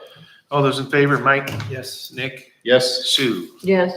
motion passed. I will send this off. All right, now we're under false alarm resolution. Okay, in front of you, Nick, and you will all have to sign this. We had a resolution put in place, reviewed and wrote by our attorney for false alarm policy. For the public to understand, we're getting excessive calls to the fire department, police department, to commercial buildings and residents. We had no avenue to charge for that except for taxpayer dollars. In the Ohio Revised Code, there was already established false alarm policy. We just needed to enact it in resolution for the township. Where that comes from is, for example, for me, is days in to date of this year were in excess of 50 calls just to days in for false alarms and other things. So So most townships, Streetsboro, for example, allows 6. But they're not a Allows township. 3. We're at 50, so I'm out on calls when I could be out. So how many are you gonna give them? Well, what I need to do next, and Roy I would task him with doing his own option on this, is I will take this policy, I'll have the guys bring back the report, they go to days in, for example, They come back to me, I have it now a generic sheet, I review it, say, yes, it falls under the category that I feel is an excessive false alarm, then it gets sent over to fiscal office for billing. What is considered, after 3 false alarms in the calendar? Yeah, we're gonna have to, let me go a little bit deeper into that. So if I go up to days in because it's a medical alarm, that's why we pay taxes. I go there and serve people. If I go up to days in 2-3 times in a day, which has happened because someone has duct taped the smoke alarm because they want to smoke in their room, that's different. Okay. That now becomes an excessive call. That's not my problem. The hotel should be handling that. They should be kicking them out. Does that happen a lot? Yes. So let me make a motion so we can get this on the floor, and then that way we can have the official discussion on it. So I'll make a motion to accept a resolution acknowledging false alarm regulations for Brimfield Township in Ohio, whereas Brimfield Township operates both a township police department as well as a township fire department for the benefit of township residents and the Brimfield community as a whole. And whereas Brimfield Township has available to it certain regulations set forth in the Ohio Revised Code to address false alarms in order to assist with the use of police and fire resources to respond to such false alarms occurring in Brimfield Township. I need a second. Second. Sorry, I had to read that. So this has been gone through our legal piece. Roy, I know I saw some email chain there. You had some questions. Are you comfortable with everything where we stand now? Yes. Okay. Just to, for the trustees and everybody else, it's right out of Ohio Revised Code. I mean, it spells it out. So to feel comfortable in doing this, it's there already. Yeah. We just never. We had to get it into an official put it in resolution form place. too. The only thing, again, I have to figure out how I want to bill. So it talks in there too that you have to send it to John. John will certify it and send the bill to them for each false alarm. Though after 30 days, we can then, John, if you don't get paid, so you have to build an internal process. Right, we got it. We don't get paid in 30 days. It then goes to the auditor's office and it's placed as a lien against the business owner's property. So that's how we'll have our. Well, revenue collector and money. is mentioning in there that that's the process? If they don't pay within X amount of time, it gets put on their taxes. It's in there. Really, Yes. a lot of that is word for word from the Ohio. Yeah, and it says it right in here that you can do that. That's fine. Well, 'cause I We know won't even you're- have to ask them. I just have to have a generic sheet that kind of checks off and gives you guys a quick reference to bill. Well, I'm just wondering, because some of those hotels, we can't even get them to pay their bed tax. I Well, mean, it's just gonna be a It'll continual. go against the lien, But so. with the bed tax, we couldn't put it as a lien. If we become home rule, we could put a lien on there. It's a different process. But with this, the Ohio Revised Code was specific that we could send it to the auditors and place it as a lien after 30 days. And so talking with the city of Kent, that's what they've done, and they've had good response on getting the bills paid when they use this lien option on businesses. I got 4 more from McConnell Lodge, so they're up to May. They're up to May? Yeah. Okay. Again, that's just an For it. example. There's other businesses that are doing the same thing that we just have to need some teeth. Oh, they're. Right. So with this said, is there a 30-day, 60-day cooling off period before it takes effect? Did Mark say? I did not see anything that said that, and I don't believe there would be because it's been in Ohio, it's law. Okay. It's already in law. All right. Do you have the Word document of that you can email to me? I'll send Put you it in. the- I'll Send send it to Kirsten, so she has. So then So I need that signed by all 3 of you. Yep. by the way. this resolution will free up some of your times that you can take care of a real call. Well, it won't. I'll still get the calls, but I'm hoping that if you start hitting their wallet, they'll Yeah. fix things a little quicker. They'll fix their, I mean, for example, days in, I'm picking on them, but that's the problem. Their alarm panel hasn't worked for months. They say, oh, we're trying. Well, So once try a you, little harder. so once you get this done, you're gonna present all of these hotels. You gotta inform them. Well, this will be for everybody. I mean, Right. it's not just, I say days in, but it's everybody that exceeds. Well, how are you gonna those inform excesses. the business community?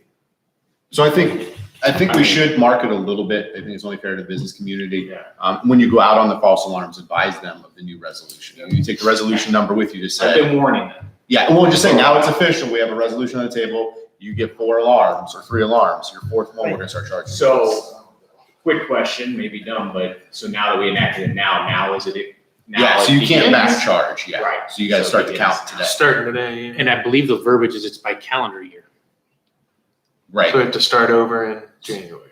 right. Right, I would. You mean start understand that. We have to take their account. Hey, Again, I'm not Resets. trying to charge anybody, that's taxes pay for that, we get paid for it, but when it's excessive, i.e., it's not 6, 50, It's ridiculous. Well, and what that does is it causes more issues from us financially because you have station calls now because Yes. you got guys out on false I got alarms. callbacks coming in, I can't take care of the residents. I mean, if we think of what we're capable of doing, I have 2 ambulances. We just talked about 15,000 residents. I can take 2 people to the hospital. That's our capability. Right. So. But now you got when one we're at out false going alarm. over here, I got 1 ambulance to take care of somebody. That's it. John, just to clarify, when I looked at like 505, 511, which is for the police part of it, so the bill comes out from fiscal, and if they don't pay within 30 days, then they need to be sent a certified mail after that, and then if they don't respond to the certified mail, that's when it goes. Okay, we'll have a spreadsheet that'll Yeah. show when it goes out. We can share that with the 2 of you so you can see our Excel spreadsheet of what we're tracking. So we'll show when we put them on the list, we'll show when the certified letter went out, and then we'll show when we send it to the county. So we need to work with you and the girls. to- Right, Kirsten and Rochelle will track Yeah, that. same. Actually, it might even have Rochelle track that. That's what we'll figure the process. I'll let you know who to send. Again, there is a gray area that it was approved by the attorney because he understands that the department heads do need to come back and evaluate what is considered a false call or not, which is a gray area. Right. Because you said, it's one way or the other, but we just have to make that determination. Well, but I think you're just gonna have past precedents will play into that too. Absolutely. Again, we're gonna probably give leeway on the side of what it is, but Right. again, if you're smoking in a non-smoking room and we went there 3 times and they don't kick you out, that's on them. Or making T-shirts, What's that? or making T-shirts. Yeah, it's the I keep saying the There's that guy the with a big little hotels. press machine for T-shirts and it was setting the alarm off. We've also had, I don't know, 40 calls to home repair too. So it's not Right just at the the hotel. hotels. We Right. have businesses, Just making and as we T-shirts. grow, it's gonna happen. Yep, well, that's good. All right, so the motion's on the floor for false alarm resolution. Is there additional questions on that resolution? No, I've read it. All right, hearing none, can we get a roll call vote, please? All those in favor, Mike? Yes. Nick? Yes. Sue? Yes, Motion passed. Craig, I'm gonna keep this in person. I'll give this back. I'll send it to you in the Word document. But I need this signed one to sign a resolution. So that's I don't know what number Yeah, that keep is. that. Okay. I don't. No, but I have the signature page here, so you're That's gonna right. need a Keep copy of it. You keep it. So with it being effective today, you still have, like, say, you have 3 before they can. Which we'll get those in the next 2 days. Okay. That's how it's been going. So. How many do they have now? Right around 50. But they're not, like I said, they're not the only ones. Auto Care's at like 40, 50 a days in. The other hotels are around 20. So it's gonna affect. Well, aren't Ultra Care more medical? They are. So in fairness, that's total calls, which we would not bill for. That's not a medical false and stuff alarm, like that, right? It's more the burnt popcorn, the, panel not being Is it repaired, worth so it? there's a fault. Not even that.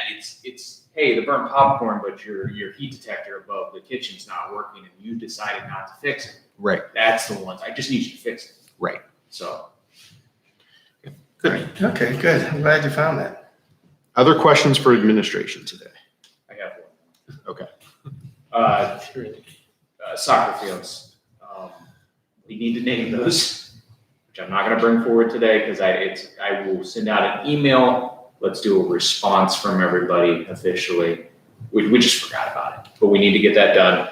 So I will be sending that out on Friday. John Matthews will be there and we'll start dropping the electric panels. Okay. Dave. Change the plan, we're gonna start dropping. Okay. As soon as I can get out of there. We So- didn't name anything. Do we even have a list? That's what I mean. We'll put a list together and then come back. Instead of just sitting up here just guessing. We just need to make it a generic one, though. We can't have a name on it. Unfortunately, there's probably 50 names that we can put on it, but that'll cause I a will fight. let you vote and you can make it. Do you have a list? Fields. No. Do you have a list of the names? No. That's what he's saying. He's gonna Put it bring out them to back you next guys. meeting. You guys say, hey, here's what I'd like it to be named, and we'll take a look and we'll bring it back so we don't. But let's try to stick with something that's, well, I mean, we're trying to get some identity to the town center. I mean, to Right. me, it's so obvious what to call it. Well, let's do it by next meeting, I would say. Is Okay. that fair? Send the list over. Well, you're gonna make the list. You're gonna give me names. Don't know what to name it. I'm gonna give you my names too. And you Okay. should call your mother. She must have a name for it. Well, that's what you're gonna hear. Everybody's gonna want it named after their grandma or something like that. And we can't do that because there'll be 50 people that are mad at us Right, because we didn't name it the right name. Right. You could name it, you could have a contest or some kind of a community thing with that. No, People no, that no, I'm not going there. We see how those go sometimes. Going back to the electric, so the electric panels will be in, I told them a deadline of September 5th. So if we have overflow from Brimfest area, we will have the electrical panels hopefully by then. Let me ask on this, just because I don't know if I've ever got this question answered. Is the barn at the council house, does that have electric in it where all the bands are playing for our? It has electric, yeah. But capable of handling all that? Well, You know, they just need 110 for bands. yeah, and they've had an electrician out to look at that. They're making some modifications. Okay, actually I just want to make talked- sure somebody I will checked before they have- start plugging into it. Once the We panel's played done, once and it was fun. you can plug all of Brimfield in. There's gonna be a lot of electric there. I just didn't want it to get skipped before the Brimfest and then find out that it keeps blowing fuses in there. and we- Nope, they've already had 2 electricians out. They have a 3rd one coming out just to do some minor repairs, getting quotes, and then they'll have that work done before that. I would also volunteer 2 more things. Knowing that what the fields that they're harder than concrete right now. Cassie, if we do need to overflow, we can. We didn't know. We thought maybe it'd be soft. It's hard as rock. So if we need to overflow with something, we can. Yeah, and the I think I soccer, feel comfortable with that. and soccer association canceled all practices and games that Wednesday through Monday. So the field's gonna be open that whole time, so there'll be no kids there. Craig, Last thing, because I'm OCD, the fields aren't right. So I will be coming to you guys next year to Re-fertilize. re-excavate some things. What's not right on it, other than hardness? If you look at it, looking to the west from or what's the drive? In the back. So the side cut. over Town Town Square Drive, instead of going to the retention pond, it goes to the school back corner. They didn't grade it right. So to get it right properly, we're gonna have to shave it off and start over in there. Good boy. The other issue though. We didn't too- pay for it though. Yeah, so all the that excavation was free, but the other issue is That's why it's, when he excavated it, he cut 30 foot short, 20, 30 foot of field that we lost. So now the fields don't fit right. In the one corner, they're actually playing on a hill because it really bothers me. So he I didn't gotta cut get it right. Okay. I sold this as these are gonna be beautiful treated fields, Mhm. and they had to cancel the other day because of standing water. And we already canceled, we already moved Saturday's game to away games because it's Not- supposed to storm. So, John- Standing water. Budget next year, we may be talking about what we gotta do. It really needs, It's I think it just needs a not layer right. of topsoil on it is what it needs to help with the drainage. Then we gotta replan and everything again. Do you have any extra stuff laying around? I'm broke. So we were while we were talking inside the field, we were talking about I having know what. trustees up there to Reach. cook hot dogs and ice And cream. then. Yeah. We still wanna do that. Yeah, I mean, it's still gonna be there, they're still playing. No, The only thing that's changed is we're just gonna reshape it a little bit and add some topsoil to it. So who's gonna set that date? Right. Well, I need, honestly, I'm not passing the buck, but you know the practices, like. I mean, practices it's gotta is- go out to me, like, we're- who's when. We practice every night. So let's set, They practice Monday through Friday and games Saturdays and Sundays. I mean, it's a 7-day-a-week field. Okay. So it doesn't matter what night, just Tom said if we give him a week or 2 notice so he can let parents know, we can adjust practice a little bit that night. well, Nick, do you wanna put that together and I'll get, I'll order the food. of course. Okay. We'll just have to be up there cooking it. Did we get an address for that location because of the electric? Yes. Yeah, 1398. Okay, because we got a bill from Ohio American Water. Is that for that address? Do we run water out there? Yeah. We were watering the field. Okay. Water's in, a lot of water. Well, I just wanted to make sure because we got a first time bill from them and I'm like, what is this? I know where we can get some water Joking. I wanted to make sure before we paid it that it was a legitimate bill. Yeah, no, they're in and we have, we use it for a little bit of watering, but we also have it set up so there's like a watering fountain up there for the kids. Okay, last thing on that, again, if we do this is Dave, this kind of a question. When soccer ends, we need to shave it, redo it, and seed it, right? Before winter. Can we do it in October? You would like to get that done this Right. fall, yes. Yeah, okay.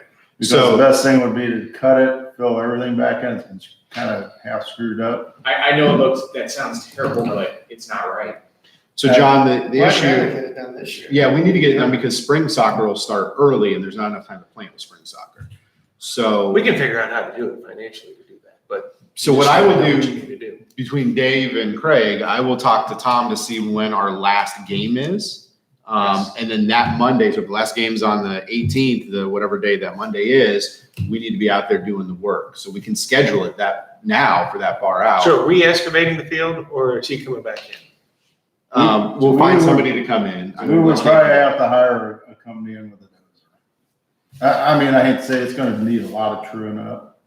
Let me talk to a couple of people. I'll bring them up, have them look and see what their thoughts are that I know run dozers. I got one, Dave, So, Jim, oh, okay. throw out to you. The No, guy that did the pad. Let's have them look at it, because truthfully, my feeling of it, we need to reshape it and then come in with truckloads of topsoil and crown it the proper way. Yes. Right. It needs to be crowned like a football field. Right, it It's a needs to slight be brought out where this water does not puddle here, then, well, Johnny and them's running back and forth there, and now the puddle's getting bigger, because we're even having trouble mowing right now. Why don't we just push the water up onto some other property? You know, it's Well, but John, in all seriousness, we have the ditch in the back it's supposed to go to, we have the big retention pond. Well, does it go, That's where it's is there a supposed to pipe go. under the street that goes to, which retention pond, the one right on the other side of the street? No, we don't. we have On it. that, there's 3 of them there, right? Yes, they all flow to the one you're talking about. In the back. Yes. Okay. Mike, if you wanna look at it, we can, I know you trust me, but Yeah, I know. I'll It's stop by bothering and me. look at it. It's just holding too much water right now. It's a mess. Actually, the one end should have never been cut as deep as, well, he took the dirt from the You one said end. you and put need it to have together. 30 feet under it. Well, because it slopes this way. So once we cut it, that's gonna bring that down and level it some. And then we build up with topsoil on the other, and then you're gonna have enough play field. Okay. But right now, the way they did it, when you kick the corner kick, on the one corner, you're not kicking straight, you're actually kicking uphill. The to try kid to falls get off the ball. back of the field. And it's our U7, so we got 7-year-olds trying to get the ball up. That will build strong youth. Right, literally, I'm not joking, if you're standing at the one end and the kid goes up, you can't see him, they're gone. Okay, I'm gonna It drops I'll run out. up there. It drops out. Yeah. It's bad, it's bad, Johnny's gone. Okay, well, that's good. Let's get it done right. I mean, when we're done, it'll be a great field. Well, again, for public, it was free. Right. So. And it's gonna be part of our town center, so we're gonna make it great. You mean town center fields? Yeah. I think that is a perfect, we gotta let people know we have a town center. We're gonna have a town square, let's have a town center. That's All right, so I talked enough. All right. All right, anything else for admin today? All right, here and now we'll go into zoning and economic development. Mike Ladd, the floor is yours, sir. Thanks, Nick. Zoning Commission meeting is September 9th at 7 o'clock. Annual training for the zoning commission is tonight. We're gonna be here at 6:30. It's not an open meeting. It's just gonna be training for the zoning commission. Next month will be BZA. We just couldn't get them all together on the same night. BZA is, hearing is September 15th at 7 o'clock. Regional planning is September 8th at 4:30. Celebrate Portage Dinner is September 22nd, 2021, and Maple Crest Development is a finalist for the Economic Development Award. I'd like to reserve tickets here if the trustees want to come or anybody, staff wants to go. We are up. I think there's 3. And I feel very confident that we should get the award for Maple Crest. I think Meyer Menard, I think it came out great. We have a lot of things still coming in with that, so I don't see anything in the county that was that successful with the amount of jobs we brought in. What day is the 22nd? It's the 22nd right now, September. Tuesday. No, What is no, it, Mike? the Wednesday. So we are up It's a for Wednesday. economic I know, development. but what do you do? You go to a. Oh, it's just a dinner and awards Dinner. dinner for. Yeah. They put on a really good awards dinner, and they have multiple areas. I think it's 5 or 6 areas they cover that they give out annual awards for different things. Good. So, and I plan on attending also. Good, me too. I might go. I'm gonna go too. We'll probably have D-Hoff sit with us as well, obviously. How big of a The table developer. we got? Well, the tables are 8, so we might have to get multiple tables. Dave will go. And we're allowed, obviously bring your spouses. So. Well, put me down. Yeah. Yeah, I'll go. Mike will be there. John, are you going to come with us? Or I didn't hear what, I just. September 22nd, we're up for a potential Celebrate Portage Award. Do you want to attend that? yeah. Then? Okay. Where's it? Where's that? Locate State Road. No, this is Celebrate Portage. Okay. So I'll have Lauren send an email out and then just. What time? Let her know. It's probably around 6 o'clock, I would imagine. They didn't give me a time yet. Okay. But I'll have Lauren send an invite out and then just Okay. let everybody know that she'll take care of the tickets. Depends on what her work schedule is. Heritage of Brimfield Nursing Home, the one on Malloy and 43, really going well. Contractor's doing good. That's Fetchco out of Medina County. Like I said, he moves really quick. They are. And they just, they don't waste any time. They got a for bunch sure. of Amish out there, so it's gonna be. It's gonna go very good. The attorney that I've dealt with in the past, that's running this, there's a group of investors on this nursing home. He's wonderful. I mean, he pulls everything together. He pulled the beds together. We got 96 beds coming in there, so. That's the deepest water retention pond I've ever seen. Yes, it is. Is that it then? We can't get any others. No, that's it. We've got all the beds for the areas. Yes, yeah, we That's got it.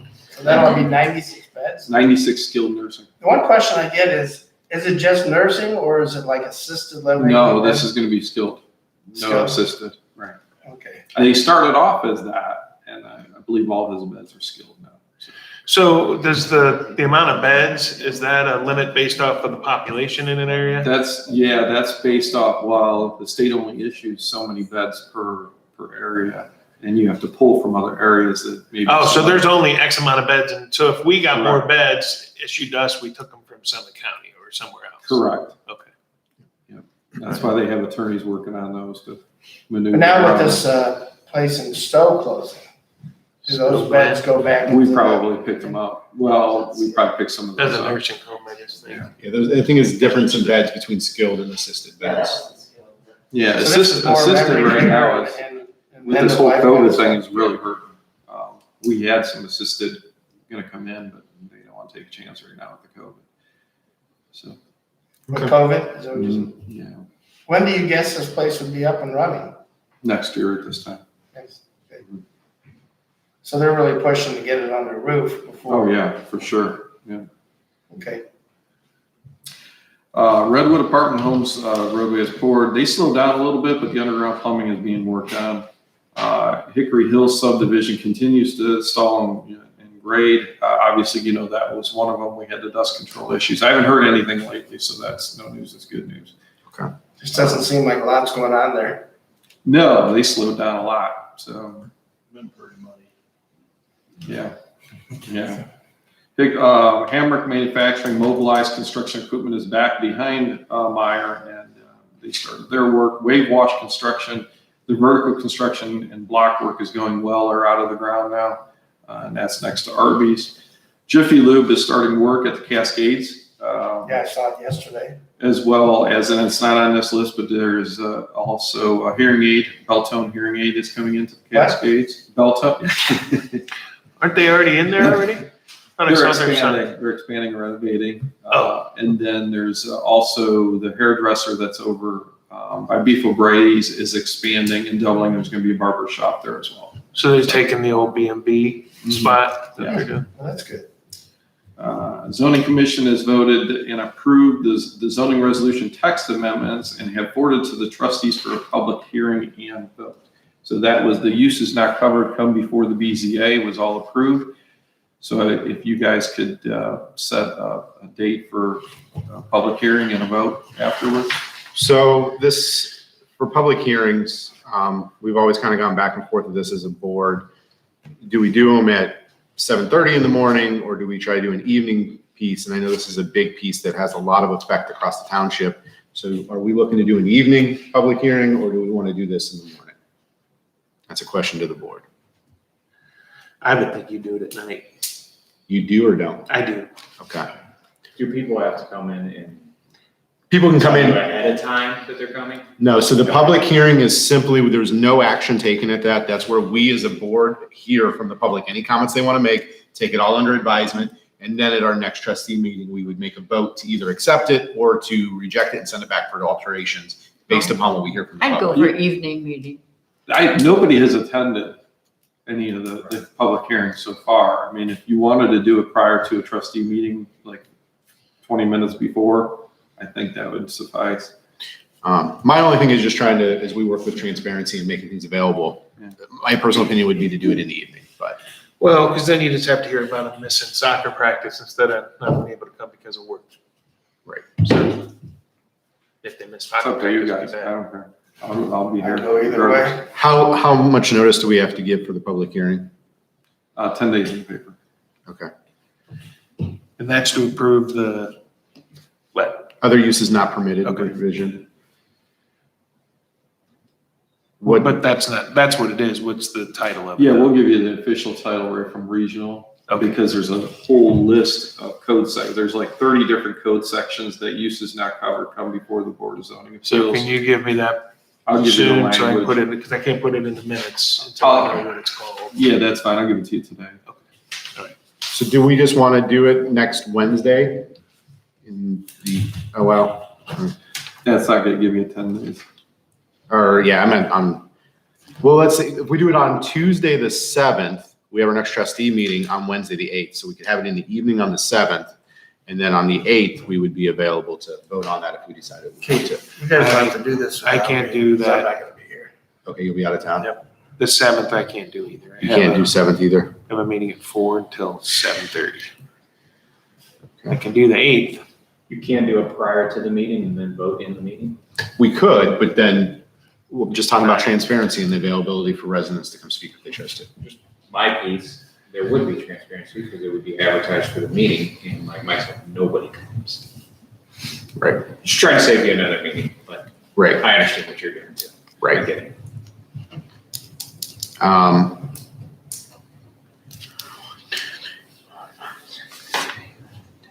Can you do the 6th, John?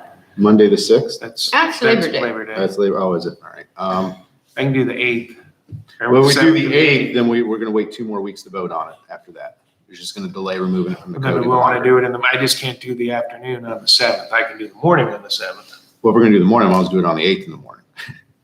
Right, I mean, at that Right. point. But I can't do Tuesday. I mean, you don't need the whole board. No, it's just a hearing. Right. Oh, so the board doesn't have to be Either here. time, Yeah, the time's board, okay with we need me. at least 2 board members to Two open the board meeting. members. Yeah, but I don't need to be here, right? So if you and Sue were here, you could have the meeting, Right. because you're not going to be able to be there, right, Mike? I can't. That afternoon. So Are why you don't gonna be we, here at the 8th? You'll be out that whole week? Okay.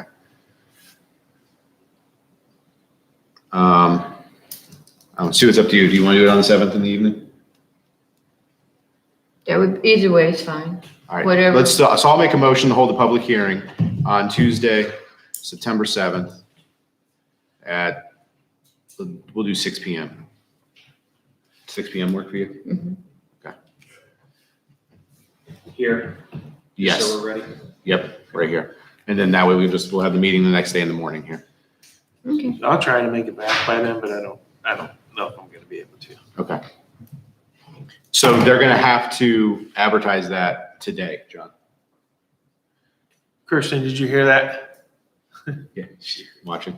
So as soon as you get back, Mike, or if We'll send Lauren, it to have you. her get a hold of Lauren to get that information and get it advertised today. I will. And then also that needs to be televised. So Brian, I know you're watching down there. You gotta set up, put that on your calendar. Search warrants were signed and obtained yesterday for 35. Kirsten's on it already. Good job, Kirsten. 3580 Gary Drive. So I will be setting that up with police and fire, as well as building, health department, and myself. So we're going to set that up. I have 14 days. The judge signed it to get the search warrants done. The outside doesn't look too bad on that. I don't know what it looks like inside. And It's obviously, abandoned, is that It's what you abandoned for 8 years now on Gary Drive. So neighbors are cutting the grass and they're tired of it. So we're gonna take a look, see what's going on with that. Also, I have one more for you. I don't know if you received the pictures on this one or not. It's 1354 Brimfield Drive. It's abandoned home and I'll need trustee approval to obtain search warrants. The house is dilapidated and it's abandoned, overgrown weeds and the structure looks like it's in disrepair. Is it on the south side of Brimfield Drive when you? Yes. Did it have like a handicap accessible ramp? That's the house that it is? Okay. All right. So we need a motion for 1354 Brimfield Drive search warrant. Wait, we didn't, Well, we didn't make a we didn't motion make on the public hearing, we didn't do one yet, so Oh. Nick, you wanna make that motion? Yeah, I made that motion. All right, who seconded that? I'll second. All those in favor on the public hearing, Mike, Yes. Nick, Yes. Sue. Yes, All right, motion passed. And then we'll need hear a motion for 1354 Brimfield Drive I'm gonna make that motion for 1354 Brimfield Drive to obtain a search warrant. to obtain the search warrant. I will second that. Any And, discussion? Roll call? All those in favor, Mike, Yes. Nick, Yes. Sue. yes. Motion passed. So, the abandoned homes, all their letters, the two homes that we have out there, abandoned letters were out. The response time was, August 24th, which is yesterday. I'm gonna check to see if we have anything with the mail, get the green light from, Market Daddy, and you guys will receive emails of our prices. I asked contractors to give us quotes, full, totally inclusive. I wanted everything in there. They have to get their own permits, everything, one cost. I just haven't received that. They were supposed to have it back by this meeting. Which homes are, there's one on, Congress Lake Road, the okay, one that's already, it's already Right. collapsed, it's just clean up now. And then the other one is 43. on Howe Road, and it was an old meth lab. okay. But you'll get that this week. Have you heard anything more on, the house next to Alder Care? No, but Mark is working on it with Brett, the prosecutor's office. They had so many people in the yard the other day, you couldn't even It is, trucks. and so everything else. we sent additional violation letters besides the demo. In the demolition of the structures, we do have the business that's occupied there as well. We sent that out as violation. So it's between Mark and the prosecutor's office now, Yeah, how that- we're gonna get everything cleaned up out of there. They had that orange truck sort of, I mean, it's so close to the Oh, road yeah. one day. They had packed full of lawn equipment and everything else. I mean, he's obviously doing it on purpose. It's I ridiculous. mean, is there any discussion with him or is it just? No, none. He's just doing whatever. I stopped over there twice. Lauren and I were out doing visitation, and I told the guys, I'm like, hey, you can't do this. Can't have this crap all over. The one guy flipped me off.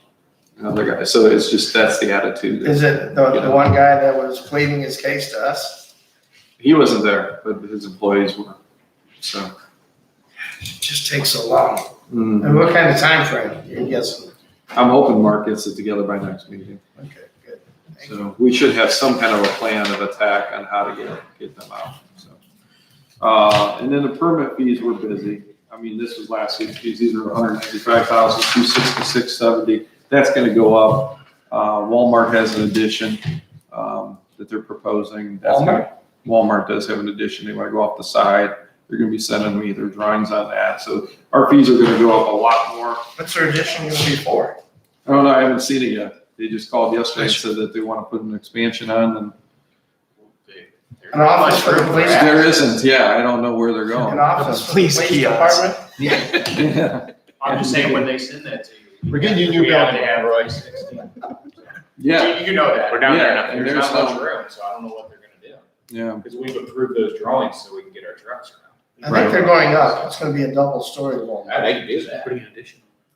and that's what they're saying. Yeah, I haven't seen it. And then I have two other things here. These are two of the sign easements, if I could get the trustees to sign off on this. That way, graphic detail could get going on theirs. I know, We can pass those down, because we'll have to motion each of those. So actually, they're not on the agenda today, so I'll make a motion to. What do we, I thought we, Sign we these. did already that. I think you did a motion. Oh, we already said, we already, Yeah, we're good with all that. That's just the, it's just the signature pages. Okay. Signatures. While they're looking at that, is any of these houses, can we train in them? Are they gonna what? Couldn't we train in them? Any of these I could- houses that are coming in? I'm not saying burn them, just train them. Yeah, I think you can. I'll get, Let me know. I'm not speaking for, I don't know if they want to do some stuff, but Maybe squat, I don't know. that's what I'm thinking, just hose movement, or else cutting the doors down. yeah, I don't see why not. but that one on Howell probably came in on you. Well, that's stuff we have to deal with, so that's situations we, say, hey, what will we do with this? If we gotta go in here. Yeah, that's fine. I'll run it Let past. me know. prosecutor, I think we're fine with it. though. Again, tell them we're not gonna burn it down. Yeah. Because that's their saying. There's a lot of stipulations to burn. Yeah, and then the excavator, one of the excavators, I think, is gonna get it. It seemed like you just didn't give me the final prices yet. Yeah, It'd be nice to know. yeah, we got time. Mike, are you gonna get these taken care of by the notary? Yeah, I can. Okay. I can, yeah. Well, Patty's one and the girls are almost one, so. So these are for the signs. Are we gonna be getting these signs up anytime? Yeah, they're starting on it. They got a check. Yeah, They're we ready just- to go. We couldn't do it until we had the easements agreed to. So will we have all these? We have two of these on site. So this one? We have the nursing home on Malloy and 43, and then we have the school one side. So the 2 and 43 are The good. one on Hyatt, or the Hyatt family on Talmadge is ready to sign, and these, we're just waiting for theirs. So that's I good. gotta get these copies to you, so this. Yeah, that's fine. That's good. So the only one we're having trouble with is the one on Talmadge. That's the only one we can't. We've tried 2 locations and trying to contact property owners. Nobody ever responds back. So I'm actually physically, the next step we have is just to take the land, where the signs are now, but that requires going to court and appearing in front of the judge and. That's the one on the Talmadge side. Yeah, I don't want to go that route. That's a long, lengthy route. That's a nasty route. I don't like to do that. So I'm gonna search out these people and drive to their homes and try to get in contact with them. Just get them to sign rather than take their land. That just sounds terrible. Yeah, I know. That's The one on Yeah. Talmadge by Rootstown, we're in the process of getting, they're all good. Yeah, that should be all set to go. It's just, she had some concerns and Mark, I think, eased her mind. So can we just back it up to another property? I know that doesn't mean Yeah, exactly the same line, but We moved it twice so far, but nobody responds. It's crazy. I'm just saying, if you can't get it here, can we move it Yeah. 50 feet this way? Absolutely, yeah. Yeah, I would hate to try to take someone's. Yeah. I can't remember this. Do these have lights on them? Yes. Are they electric out to them or are they solar lights? No, we're gonna have to drop lights to them, or drop electric to them. Okay. But it's all, so these easements are set up right next to the right of way, so they can run right in the right of way. right Well, up but does to- the easement allow us to get electric from them? Yeah, I believe it's all in Okay. there. There'll still be a tap fee though. I know, but I just didn't know if this had a permission from field local schools that were tapping into their electric bill for the sign. Okay. I believe everything's in there. Okay. All right. All right, anything else for zoning today? And I think Dave's taking care of the electric. What's that? I didn't hear You said you were in charge of the signs. you. I ain't joking. You took your hat off, I didn't even recognize you. You should start wearing not a hat. Nah. Yeah, it looks good. Like a raccoon. All right, anything else for zoning today? All right, hearing none, we'll move into road department. Dave, the floor is yours, sir. Alrighty, well, let's just, I'm looking at getting board request to purchase a new zero-turn Bobcat mower with bagging system and stuff. What we're looking at now that we're adding some more grounds, the new soccer field, the Kelso house and stuff like that, we need to upgrade some of our mowers. They don't have everything we need. Plus, these are a little quicker mowers, so we get a little more done quicker. The Bobcat, I checked 3, 4, 5 different places. I got all the different ones, but this is they all pretty much have the same size motors and everything. And Bobcat with the being Lepos right out the street seemed to be our best choice on this for $14,672.27. Okay, Dave, I'm gonna make a motion that we approve. John, do you want to add that number? Or? No, Dave already came. We have a budget spot for it in his budget to do it. Okay, I'm gonna make that motion, purchase of the zero-turn Bobcat mower. I'll second that motion. Any discussion? He needs it. Anything that's quicker. I didn't know Bobcat made those things. Yeah, they do. So it's heavy duty, huh? Yes. Very good. And the nice thing is it's right there, Lepos. We really have good luck with Lepo stuff. You know, we How have a soon problem. before you get it? Huh? How soon before you get it? That it'd probably be, I was talking to the gentleman I was getting it from.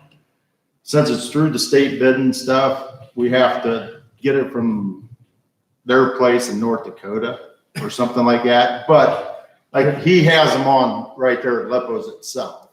So it's just a matter of if they'll allow him just to give us one and then they replace his, or, you know, they just gotta talk amongst themselves. So it could be up to a couple weeks. That's a great They idea. have them in stock, so it's just one of them. Great idea. Well, it's gonna get us a couple of weeks to get a check too, to get you guys to sign off for it, so. Oh, yeah. Okay. It should be probably in October at the latest we'd have it. December. We should have it mid-September. Doesn't that Can you put a bag snow plow feature on the too? front of it? Yeah. it Some of comes those with a things are bagging. multiple use. Yeah, I said, we're getting a mower with bagging features. That's not a multiple use thing where you can put a plow in front of it? No. We can suck up all the leaves though. Yeah, it's gonna have a bagging system. So that way we can control, Kelso House. Well, we ain't got much left of town hall. How long will it take you to do a neighborhood? Just asking for Nick. He's promising it. All right, roll call vote on the mower. All those in favor, Mike, Yes. Nick, Yes. Sue, Yes. a motion passed. Great idea, Dave. Alrighty, thanks. Other new business, 2B. I'd like to get some curb and gutter work and some concrete, just essential concrete work all over the township like we do every year. Some really bad curbs and gutters and stuff that I have fallen apart. They'd be in, there's some curb and gutter in Glen Park, Perrywood, Buckeye, Meadow Park, Estes, and Troyer that I need to get fixed up and stuff. The cost of that is, the reason it really wasn't on there is because I just got it before the meeting. The total price to do all the projects would be $23,266 even through S&G Masonry, who we used throughout the years. And a lot of this is, the curb and gutter part's the worst of the worst. I mean, there are curbs that are holding water and I need to get rid of that where it doesn't destroy the roadways in them places any worse than it has. Okay, well, I will make that motion.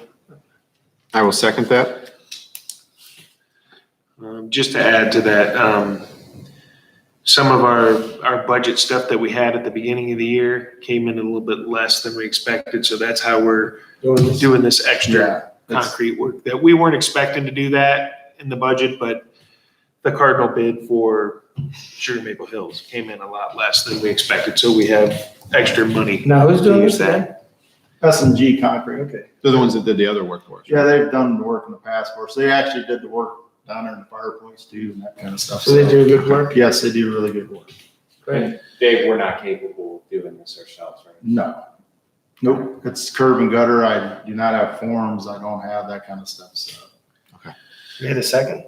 I seconded it. All those in favor, Mike, Yes. Nick, Yes. Sue, Yes. motion passed. Alrighty, thank you.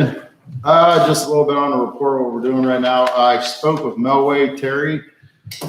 The chip and seal project is about 3 weeks out yet. They're having trouble with the weather, getting everybody done. But as soon as they finish up Portage County stuff, they'll be on our side of stuff doing it. If residents notice there is loose gravel signs up and stuff, so as soon as things open up and they can get here, they're gonna be here. Are they doing that, over there on, Sandy Lake, down from Sandy Lake, Old Forge and? Their Old Forge and that stuff is actually being paved. That's Cardinal doing Is that. that Cardinal doing it? Yes, the stuff they're doing for the county is actually, from, Sunnybrook from Old Forge to Saks Road Yes. and Mogador Road from Old Forge to Saks Road. Okay. So that's where they'll be at for the county. That's pavement or chip and seal? Chip, that's the motor pave like we did on Malloy, that's in Okay. all that stuff, so. But as soon as they get that buttoned up, once their chip and seal parts here, to do the top layer on them, when they're done, they'll come to here. So it's just to get the chip and seal, so. That's why that road delays out there on Old Forge, because they're putting culvert pipes. They have it, is it shut today? No, it'll be close tomorrow. Tomorrow. But that's actually out of the scope of the paving job. Down there, what they're paving now, that's just a crossover the counties doing themselves. It's all the construction though, right there. Plus we're still getting some roads ready for the chip and seal stuff. We're doing a little bit of berming, just doing some odds and ends, catching up on some other, things with the rain and stuff. We will start mowing the Kelso house and finishing up the tree trimming this week.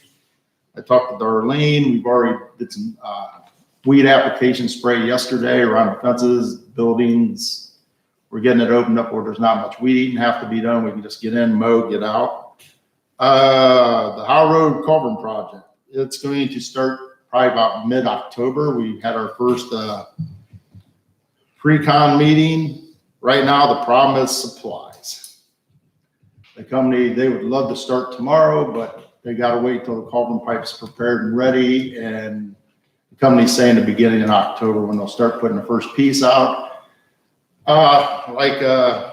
They mentioned on that project, as soon as they get word that it's time, they'll give us a week notice and we will be ready to shut things down and go. How long do you think it's gonna take? He's, gosh, why can't I think of this? Matt from Winters, he feels they'll have it done in less than 20 days. And that's with the 2 culvert replacements. We have some full depth repairs they're doing, plus the expansion of Crystal Parkway, making the road wider, and they'll have all that stuff done. Dumb question, but it will be shut down. It will be shut down. So what roads will be shut down during that? During that, it'll be Howe Road, right by Crystal Parkway and Lorraine. So between Crystal Parkway and Lorraine. Yes, that area will be shut down. You'll be able to go, the detours will be the same as what's right now with the states, going Mogador Road to 261. Okay. If you gotta go south, they'll take you to Talmadge Circle, and I'll come around that way. City of Talmadge has already agreed it's all right to bring stuff that way too. So everybody's in agreement with the detours. So we'll be able to go from Mogador to Crystal Park. You'll be able to go around Crystal, yes. And That go, will be closed right there. right. You can get into Lorraine on the one side, but you'll have to go around to get to the other side. Yes. The only reason I said they'll be doing the paving stuff where they're gonna do some milling of the bad areas. And plus like take the hump out between us and Talmadge down there and how I had to put in there too. It's just gonna be patchwork. It's not gonna be a full road restoration. It's just fix the worst spots up for now to get us by while the areas where they're doing the culvert will be a full restoration. It'll be completely patched to the top, but it'll be patchwork like you see in places. Okay. And then Crystal Parkway, the same thing. It'll be, if the temperatures would happen, let's just go on that side real quick. If the temperatures would happen to drop, our roadway will be all right to be completed, but Crystal Parkway may not. The top coat, because ours, I will allow them to just base asphalt all the way to the top, since it's just patchwork. So it'll be a little bit different. So it has to be a certain heat for the other. Yes. If the road temperatures drop below 50 degrees, you really don't want to put top coat on. Should we do it this week? They should do it this week. Well, if we could get the pipe, it would be done right now. So that was just a little update on that. And as of right now, we have a couple applications for the full-time position, which you figure it's just been out there for a week. They'll start, normally they start coming in on the second week. So, and that concludes my report, unless somebody's got some questions. Hey, anything more on that guy on Estes? Have you getting closer? I'm trying. There's you got way too much stuff going on in the minute right now. Yeah, I'm surprised you didn't hear from him with all the rain we had. See, that place, it comes and goes. I mean, we'll get to him. I mean. Oh, I know you will. But it's just one of them right now. Once we get there, we get there. So. Okay. Dave, I know this isn't you, but do you know when they're gonna be done with the off-ramp? Do we know when that's all gonna be open back up? I don't know. I haven't heard nothing out Wasn't there. it a 3-year project? Or I can't remember. I don't know, right there, I was going by the 45 days they had, that was just to get the one side done, but I don't know, was there another? Well, you can get off both of them. But you can't get on, you can't go down Mogador Road. Right. That's actually going to be, I think, shut down until the end of the project. Yeah, Mogador south, going south is close to the end of the project. The Mogador going north is going to remain closed for a while, and then they'll open it up for a temporary time spot. But that, you're only going to get south on the north leg for a while. Okay, I was just trying to think when, because they're gonna pave, are they putting an extra lane in there to turn right onto Mogador Road going north? Is there an extra lane being put in I there? think so, yeah. I think there'd just be the single turn lane to turn right going north. But it's up farther. Before it was, they put it in, but then it wasn't that far down. It looks like it's right after the bridge. Yeah, I think they're gonna make it to where they're gonna open up, it'll be like quote unquote, be about 3 lanes, Okay. 3 or 4. And I know this, and I know it's just gonna affect us all, but into Talmadge, are they getting ready to make that 4 lanes right there for a certain period, but up to where the, I'm not sure exactly what time, I know they're working on widening it a little bit because of the new development. And they're it putting a looked like light they in. were pushed out. Right, they're putting a new light in too, so I don't know if they're quote unquote. Mayor said they were gonna go 4 lanes. I haven't Right, really, but they looked like they were berming. It looked like. well, they're adding material. So I think what they're doing, they're gonna probably push it out, like I said, 4 lanes to match ours for a way, because, I mean, that new development they have is gonna dump a lot of people on the road too, so. Okay, all right, thanks. All right, anything else for roads? All right, hearing none, we'll go on to Parks and Rec for updates. All right, I just have some informational pieces and a discussion piece for the board.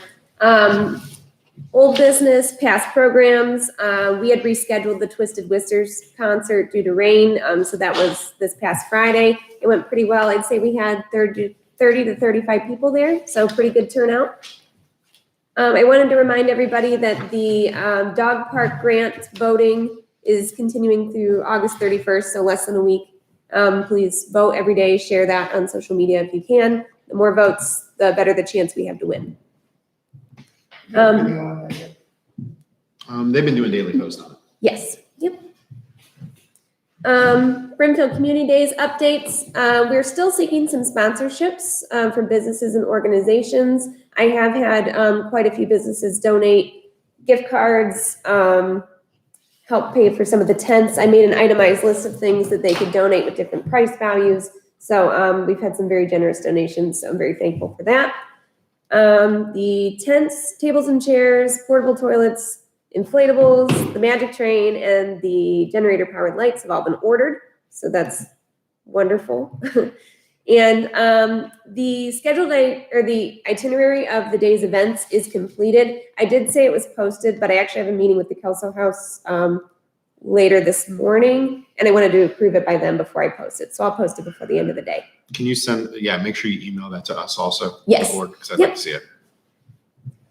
Brimfield Parks Advisory Committee, the next meeting is Thursday, September 16th at 6:30 p.m.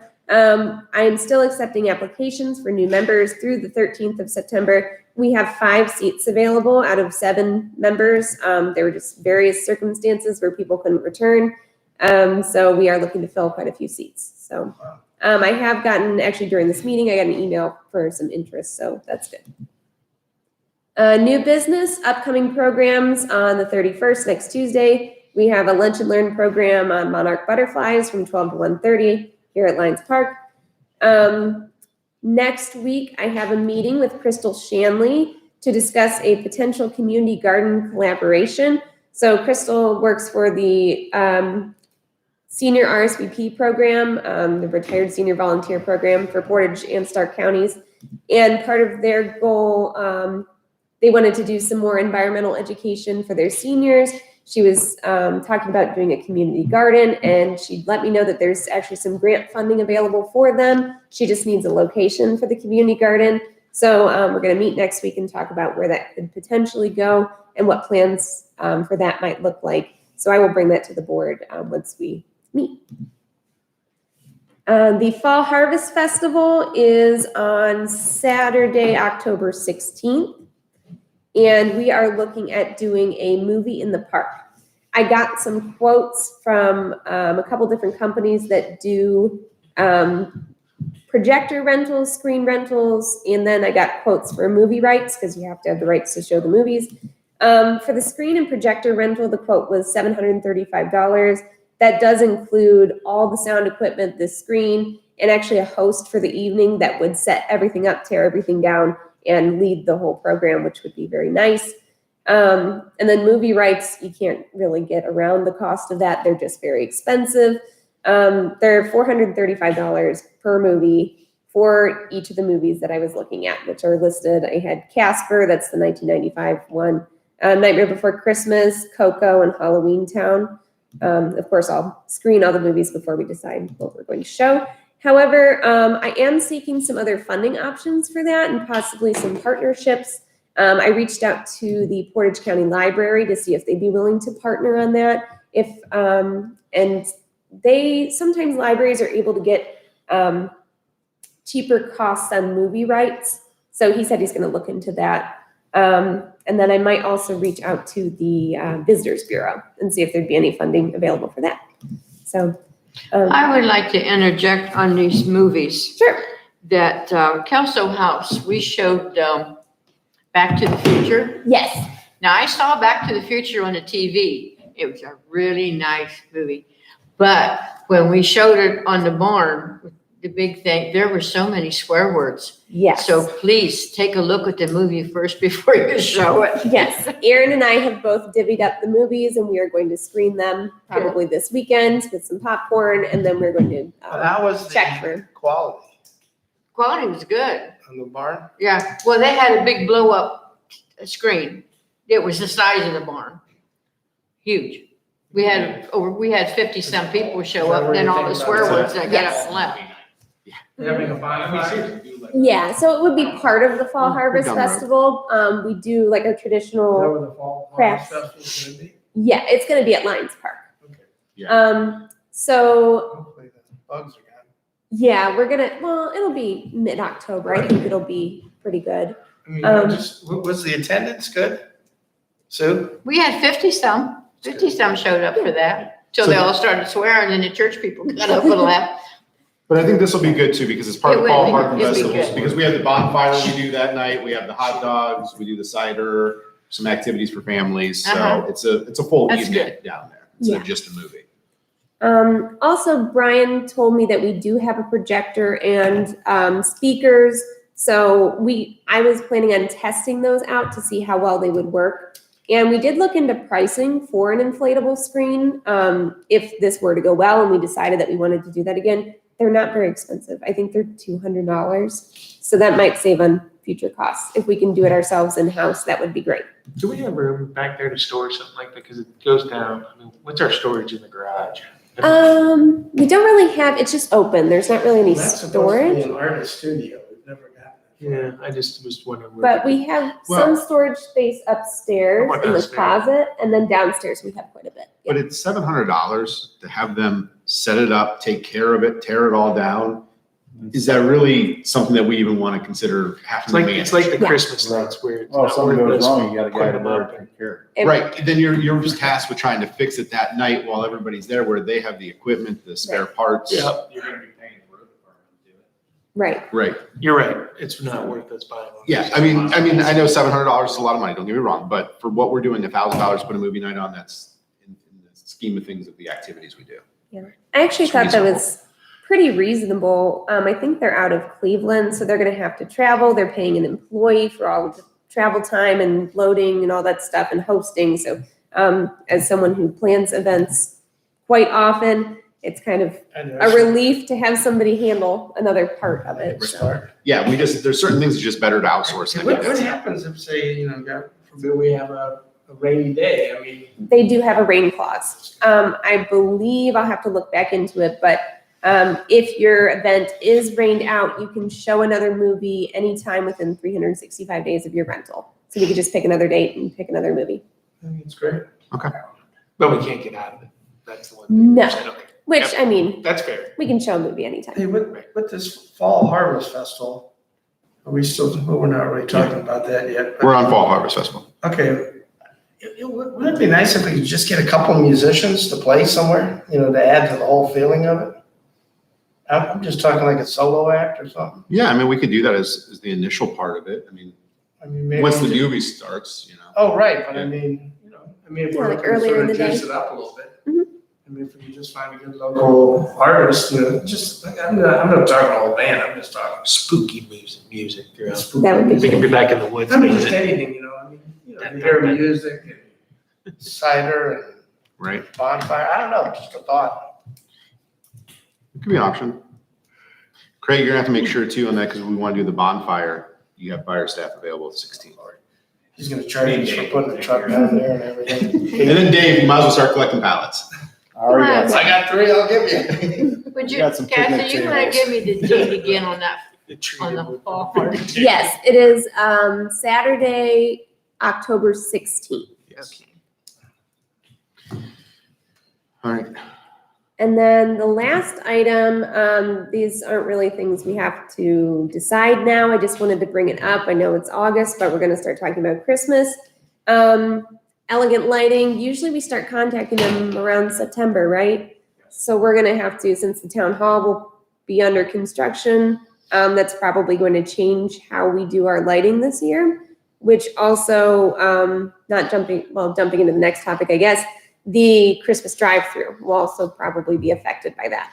So I just wanted to get your thoughts on, Well, I thought, I mean, what we're gonna do. we were talking the possibility of maybe moving some of it over to Kelso and that whole area. Yeah, I would like to see it move just this year. I think we still need some lights at the street corner because the trees are there. So we can do some lights on the corner of our property at 43 and 18. But then we put our displays all through Kelso property. Sure. And we make that, a driving piece through Do there. do we make part of the driving piece along the soccer field now that we're gonna have electricity? Yeah, well, yeah, we could put stuff all through there. And then they'll be driving through that one, subdivision. Right. I don't know. Well, but we're gonna do the Christmas lighting contest again too. So that's just gonna I mean, flow what if people we- through all those lights, Yeah, what if we could get Alter Care to jump in on the lighting? right? I'd line them up like you do at the school, go through the school parking lot, around Falcon Drive, and around the council house. Right? Us to put them on the school property? I would feel confident they'd be okay with that. With the Christmas lights or the cars? No, the cars. Yeah. So we would use the Well, I parking think lot that- as a staging area for the drive-through event. They would Yeah. funnel through and see all the lights, and that's where we hand out stuff. Dave has a good point. Falcon Drive's our street. Falcon Drive's our road, so. What's that? We'd hand it out by the school? Somewhere around. I mean, we find a place, but that would just be part of that, how we funnel them. Tim Fox is really good with allowing us to do that. I wouldn't see why he would say. Oh, you'd have to get It'd be school board approval and Yeah. stuff. But I think they'd be fine with it, as long as we're not going in the building. That's their big concern, is just people in the building. I think Cassie's point is, what are we gonna do because I'm gonna be under construction? You will, Yeah. well, let's, We need to move it. I don't know, the pace you're going, you might not be under construction. Tell me about it. But, I think that's what we should plan on, is putting lights at the corner and then putting lights on both, So, Kelso, or the, Kelso House and the soccer field area. so we need. Just so we can turn it on. You need to get a hold of Elegant Lighting, they need to report this. Yep. Okay. And I'd like to sit in on part of that, because last year was okay, but it needed to be 10 times bigger. So we Yes. it needs to be a bigger event. We Yeah. asked Need for different fireworks. things, so we, yeah. Yeah. And it'd be So- nice if we, I always go back to music, if we could somehow do music ourselves. yeah, I mean, you gotta be able to hear it. The You know, when you're coming. DJ you hired wasn't the greatest. Or we hire a DJ, we get a I don't different even DJ. know a DJ. I He mean, came can't we with his just- Bluetooth speaker. Well, yeah, I think he didn't quite understand the whole thing of it, but I don't know why we have to pay someone to do it. Why can't we just put in a? We have our own sound system. Yeah, I mean, we could. I mean, yeah, I don't, Music. I can help you hook it up. I mean, I hate to pay someone for something so simple. Are you All we gonna need keep is the music. Christmas tree Right. in We the don't need a gazebo? DJ. Yeah, we just put on music, It's a all radio about station putting that's lights playing I music. do like that you Probably. It's just I would music say, everywhere yeah. you drive. That's what That's all they're you not need. gonna touch anything Great. around there. All right, well, we need to start playing in that now too. Yes. And we probably should set that date today. Yeah. We can. The date for that is traditionally the Sunday after Thanksgiving, which would be Sunday, November 28th. Last year it was from 5 to 7. I think that was a pretty good time frame. It was only 2 hours, but it felt like 4 or 5 hours. Yeah, it sure did. It was so Well, many you got your cars. system And it was now, cold so- too. Yes. So we should have them. That's right. It should be 10 times bigger. Yeah, but it's- Yes. now. Well, Is it last important? year I was limited by the health department It's at for 1, how many okay. people we could have, so. You do that. Okay, so you're saying the 28th? 5 PM. 28th of November. Yes. So do we need a motion on that? I'll make a motion to set the Christmas drive-through event for Sunday, November 28th at 5 PM. Second that? Well, wouldn't that be the Christmas lighting? as Yeah. well? So it'd be drive-through and lighting Christmas ceremony. lighting. It's Ravens, 8 o'clock game. Okay. Well, 5 to 7, there you go. 8 So the o'clock? Christmas tree. The prime time game. Okay, so we're gonna be done by that. Yeah, 7 goes till 7, so you got an hour to get home. perfect. But you will Is be it- at the is it game. all? Yeah. If it's home, I can't make it. Right? You'll be gone. I can't get home, my ticket. By then Get you you'll up, be giving don't your worry. tickets away, the Browns will be back in the. Well, helicopter you in. Yeah, yeah. Okay, let's go. Oh, I can't make it then. I get you. What was the date again? 11/28? Yes, 7:20, yeah, 11/28 from 5 to 7. Christmas in July, maybe we should start doing Christmas in July. All right, I need a second. All right, Mike seconded it. All those in favor, Mike, Yes. Nick, Yes. Sue, Yes. motion passed. All right, and then the last item is the lighting contest. We're going to do that again this year. I spoke with Todd Peets a little bit. I'm actually gonna schedule a meeting with him. Last year, I asked him if he could put together like a map of all the houses. That was thrown together very quickly. He didn't have time to do it, but when he was here a few months ago, he pulled me aside and said, hey, I'm working on that map for you. So we're gonna meet and discuss that. So he's gonna have the full interactive map for everyone. That will be a really great piece for that. We're deciding how we're going to, we discussed possibly dividing Brimfield into quadrants this year to make it easier for people to visit all the houses. And then maybe Yeah, just having make one it- winner from each. I mean, Brimfield's already pretty much perfectly divided into quadrants with 18 Well, and just make sure 43. the map goes so you can follow it. Yes, yeah, I don't even know if you need to do quadrant winners. I think you're just doing the best overall for the township. Okay. And just have a driving path though that is a logical, because like we were bouncing all over the place Yeah. to see all the It houses. was fun. So we have, Yeah. start at point A and we end at point B when we're done back Yes. at the same place. But Yeah. could you make a trophy this year? I tasked, I want like a light bulb. you and I are on the same page. I tasked Aaron with this already. Aaron is very artsy. And I said, I want some sort of ridiculous, like a giant moose head or something that we give to people and then they can, we give it out every year and We'll make a different one every year. We were gonna just pass. Yeah, I think we probably just the same one, I would think. Well, I would do just a different trophy every year. Yeah, 'cause I think people would love to keep it, and I saw, my wife watches all those shows, and Yeah. there's one with the big, fake Cassie, you can Like go light on bulb. I mean, Yeah. that'd be cool. Amazon and they have all kinds of customizable trophies, just talking. Okay, And then we have the plaque too, right? Where we're Yes. putting yep, we'll the, do so the we have a plaque plaque. that'll go in the new town hall that will have the listing every year of the family that won. Yeah, just think This it's year's gonna a be cool. Christmas story. Because last year, a lot of people said they didn't know about it. Right? Yeah. They were doing these beautiful displays, but they weren't part of it. Yeah, that was, I think we came up with that idea in October. So we really threw it together. And then we're also gonna, I have a reminder in my calendar next week to start talking to the other communities to get together. For an overall. Yes, Yeah, so we'll do the large, small Brimfield contest and an overall county contest. And then that leads me into one of my things I wanna do. Okay, because you guys got a postcard coming up. yes, Could you put, since we have a date or whatever, we need to put this in this postcard yes. about the light, all this stuff that's coming, because winter is coming. Mm-hmm. But you have to list this stuff so people know about these concepts. Okay, Because this yeah, is the time to start buying the lights. But when you're doing that card, can you make sure you include in there about the election day dinner? yes, So we can get some, because I mean, just the help we gave the Kelso House for that last event. Right. I mean, Well- it really bumped up their numbers. And to make sure this gets out in time, can we have a rough draft of the postcard by next Friday, the 3rd, sent to all the trustees? So that we can send it to the printer the following week, because Vistaprint can take a couple weeks to get stuff printed and mailed. That way it actually hits their mailbox around the 1st of the month of October. Because it's supposed to be for October, November, December. okay. Rochelle usually handles the postcard, but I will make sure I get all Yeah, the just make sure information that to stuff her. gets on there. Yep. But yeah, so by the 3rd, all 3 trustees and John should have a copy of this. And if there's anything special the other department heads need on that postcard for the winter piece, let us know so we can get that mailed out right away. Well, let's really make this Christmas season big. Yes, Well, yeah, fall, don't forget fall's in there too. We got October events. Right. So- Yep. That's good. all right. And were you had more? No, I was just gonna say that's. The other thing is, do you need help getting that electric hookup at Cranberry Creek? Do we?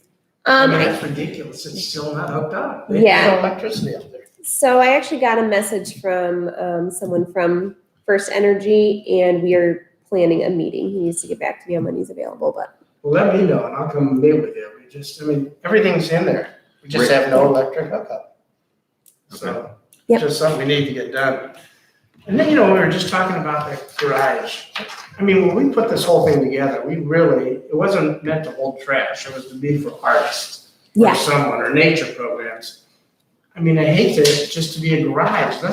Is there a way you can start incorporating that? Sure. I mean, do nature programs in there? Or, I mean, I just, when I was cyberwing down there in the valley or whatever it used to be called, my mom used to drag us to these nature programs and man, I love them. Yeah. I mean, and the big thing I like was all the little displays they'd have in there for your kids to look at, whether it's a dead possum or whatever. It was interesting. That's such a nice room. Now I think all it's doing is staring, holding crap. Yeah. Do you have your key so we can look at it on the way out? Yeah, there's a key in the Dropbox. Okay. There's a Just so little we can- I mean, lockbox. you and Aaron, put some stuff together. Let's start using it. I mean, we had some artists that wanted to do painting in there, but that all dropped off. I mean, it's been a crazy year with COVID and stuff, but Yeah. that's all I got. All right. Anything under cemetery? All right, anything under fiscal? Yes, actually, we need to amend the agenda to include standard insurance transition.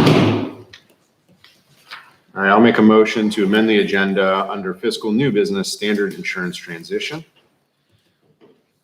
I'll second that. Roll call? All those in favor, Mike? Yes. Nick? Yes. Sue?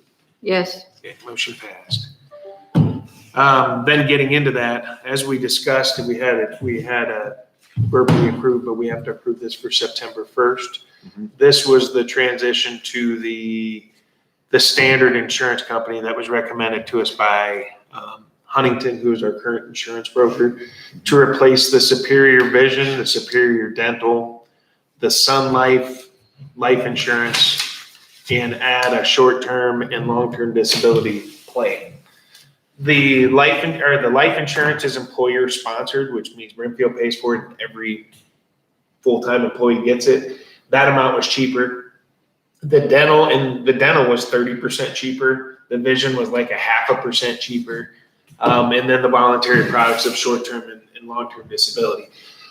Everything is employee paid, meaning that it's non-township dollars except for the life insurance. Okay. So as part of that, we needed to approve that for 9/1 and term Superior Dental and Sun Life as of 8/31/21. So that's So I'll make that motion. okay. Second. For discussion, is there any concerns from department heads? No, I started With employees. going through it. It's easy to do. So if they're out there, if anybody needs help, I can walk them through that. Well, that was the From- second. Here, sorry. From PD, is there any concern? No. Okay. I went out Department. just as an FYI to all the union heads, and I got an approval from all of them that they were all good with it, just so because that was part of our union contracts with all of them, is that I went to them to ask, which we did. And they were all in agreement that that's the way we go, so. I think the only thing my guys haven't been able to get yet, I haven't asked them today, they didn't send them an app. Yeah, well, that was from yesterday morning. It might be there today.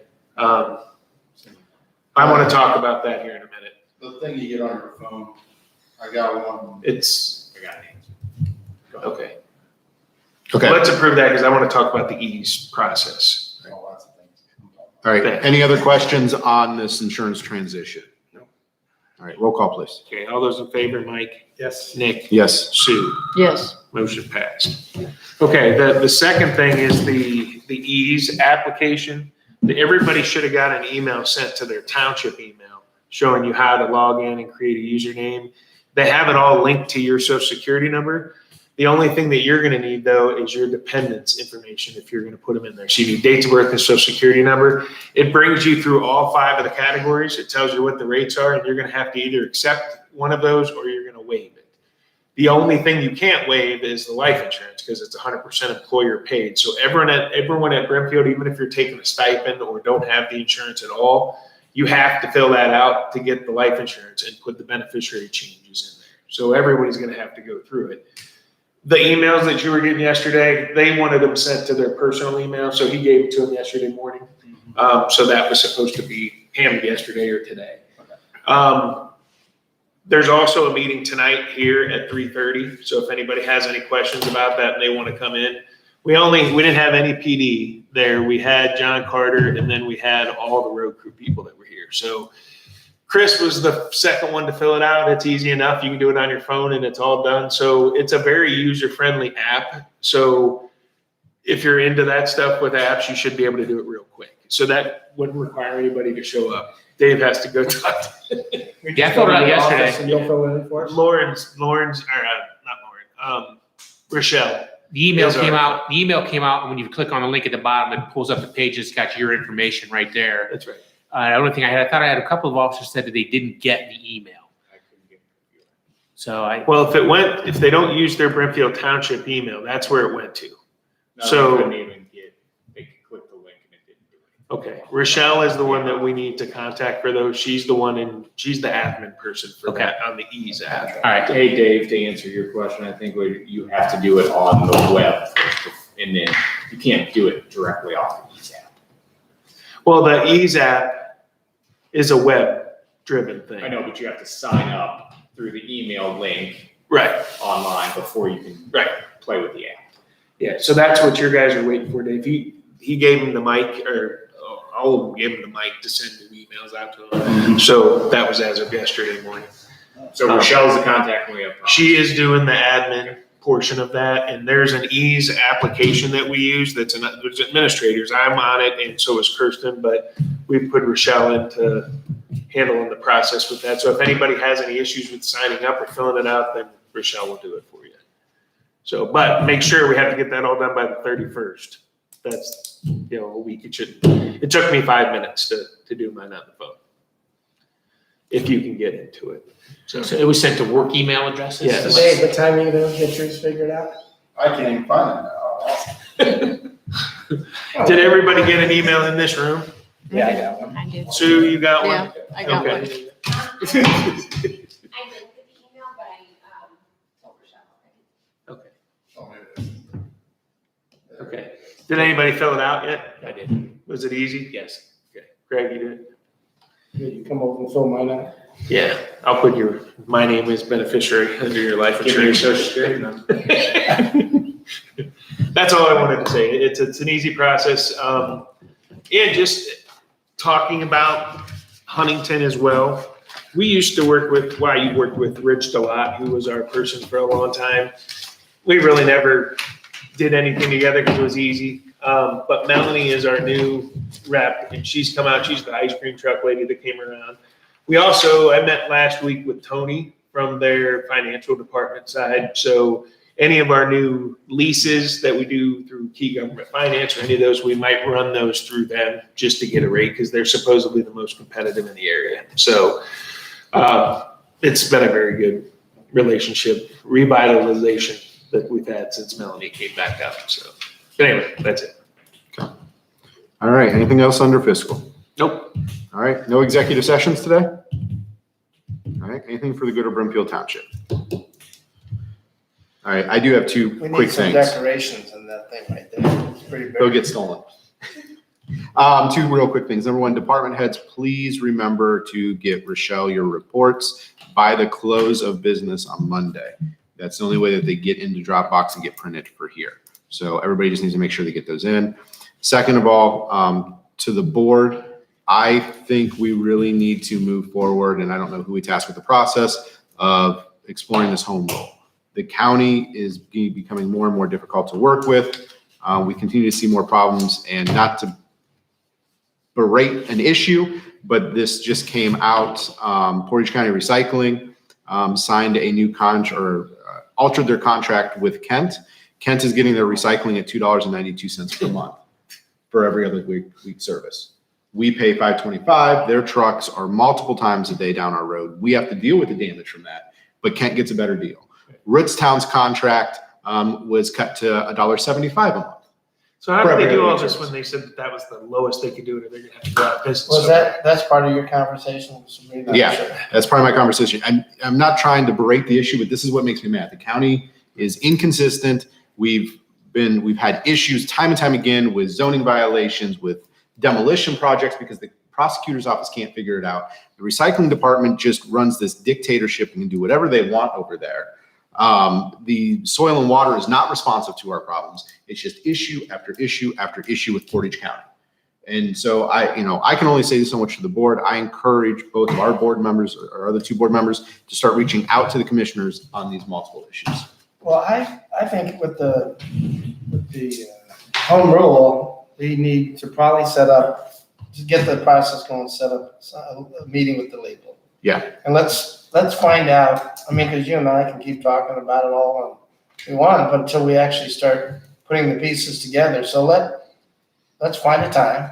Right. And let's all, the whole board, so all of us, whoever wants to be there, let's just talk about it. Yeah. I We think need direction, Nick. we need an we- informational meeting. to We've start the all process. read about it. We all understand it. Try to set that up. Yeah, Okay. and just one correction on my fact there, it's $1.75 per month for Streetsboro, not Ritztown. Yeah, So- Ritztown's went up. Yeah, Ritztown's went up, but they went every other week too. So the townships are getting the bad deal, but the cities are getting the good deal. They got a discount. Yeah. So the cities are getting good deals from the county, but the county's not doing anything for the townships. They're raising our prices and creating more issues for us. And I was I don't told that understand. they're just gonna do it because they can. Yep, And I have talked to Sabrina about this home rule and the lack of stuff going on, and she's just, well, I'm just one vote. right. Well, I just think we ought to consider the big picture of the situation that our overall world is in right now. And looking at the financial situation that we are really out of favor with just about everybody worldwide right now. And I'm just thinking, how is that going to affect our economy and the actual cost of what it's going to be to put in home rule? I'm not against home rule, but I think we should really look at it, because if we bottom out, are we going to be able to exist? Everybody's going to be affected. Right. This morning at 5:00 in the morning, they said that groceries right now have increased by 71%. So inflation is coming our way big time. We need to weigh that in the balances. I think it fits in there somewhere. It does, but it's just, that way if we have a legal, we can talk about it. Right. Because, it's more than apparent. Sabrina has been great with us. Right. She helps us every step of the way, but we're not getting anything done. Well, and so the county doesn't take the heat for it, the board does. We're continually being that filter that just gets bombarded with complaints from our residents, and they have every right to complain. I'd be mad too with a lot of these issues. Right. But the problem is, it sounds like we're just trying to kick the ball, but we're not. There's nothing we can do, and the county's not willing to help. And like you said, we got till November till we know what the numbers are. Right. So we need to, and Sue, we're already paying some of the costs which we would be paying for home rule anyhow. So let's get that set up. So if we can get that process started, Craig. It's gonna take a while. Yeah. It'll take a good year. Can I ask a quick question without being too rude? Sure. How do we speed up these meetings? Do you guys just want what's happening in 2 weeks? I don't know. These meetings, there's a lot of stuff for residents, Like I said, don't- It's- That's my own opinion. We're only here every 2 weeks. If it goes over, it goes over. Okay, all right. You guys are paid salary, so if we sit here for Like I 8 said, I don't wanna hours, be you guys rude, sit I here just- for 8 hours. I'm not saying for you. You need to guys. come to Good one of my question. manager It's a meetings at Mike's place, you'll understand. When they're rolling your eyes, I talk another half an hour. Okay. No, I'm not being rude, I just, we're only here to sit here every 2 weeks, so. Okay. Enjoy our smiling faces. It's, I think maybe you should work, salary, we're here, it's more for you I think you guys. should work 6 days a week. They You have to have go to plenty of work. time. I already work 6 days a week, so. You and I both. I do my Sunday mornings. All right, anything else for the good of the order? Hey, I'm No. good. Hearing nothing, I need a motion to adjourn the meeting. I'll make that motion. I'll second. All right, 2 seconds. All in favor, roll call. Aye. Hey, we are, all those in favor, Mike? Yes. Yes. Sue? Yes. We are done at 10:29. Craig, I just don't want to be like the Portage County where they have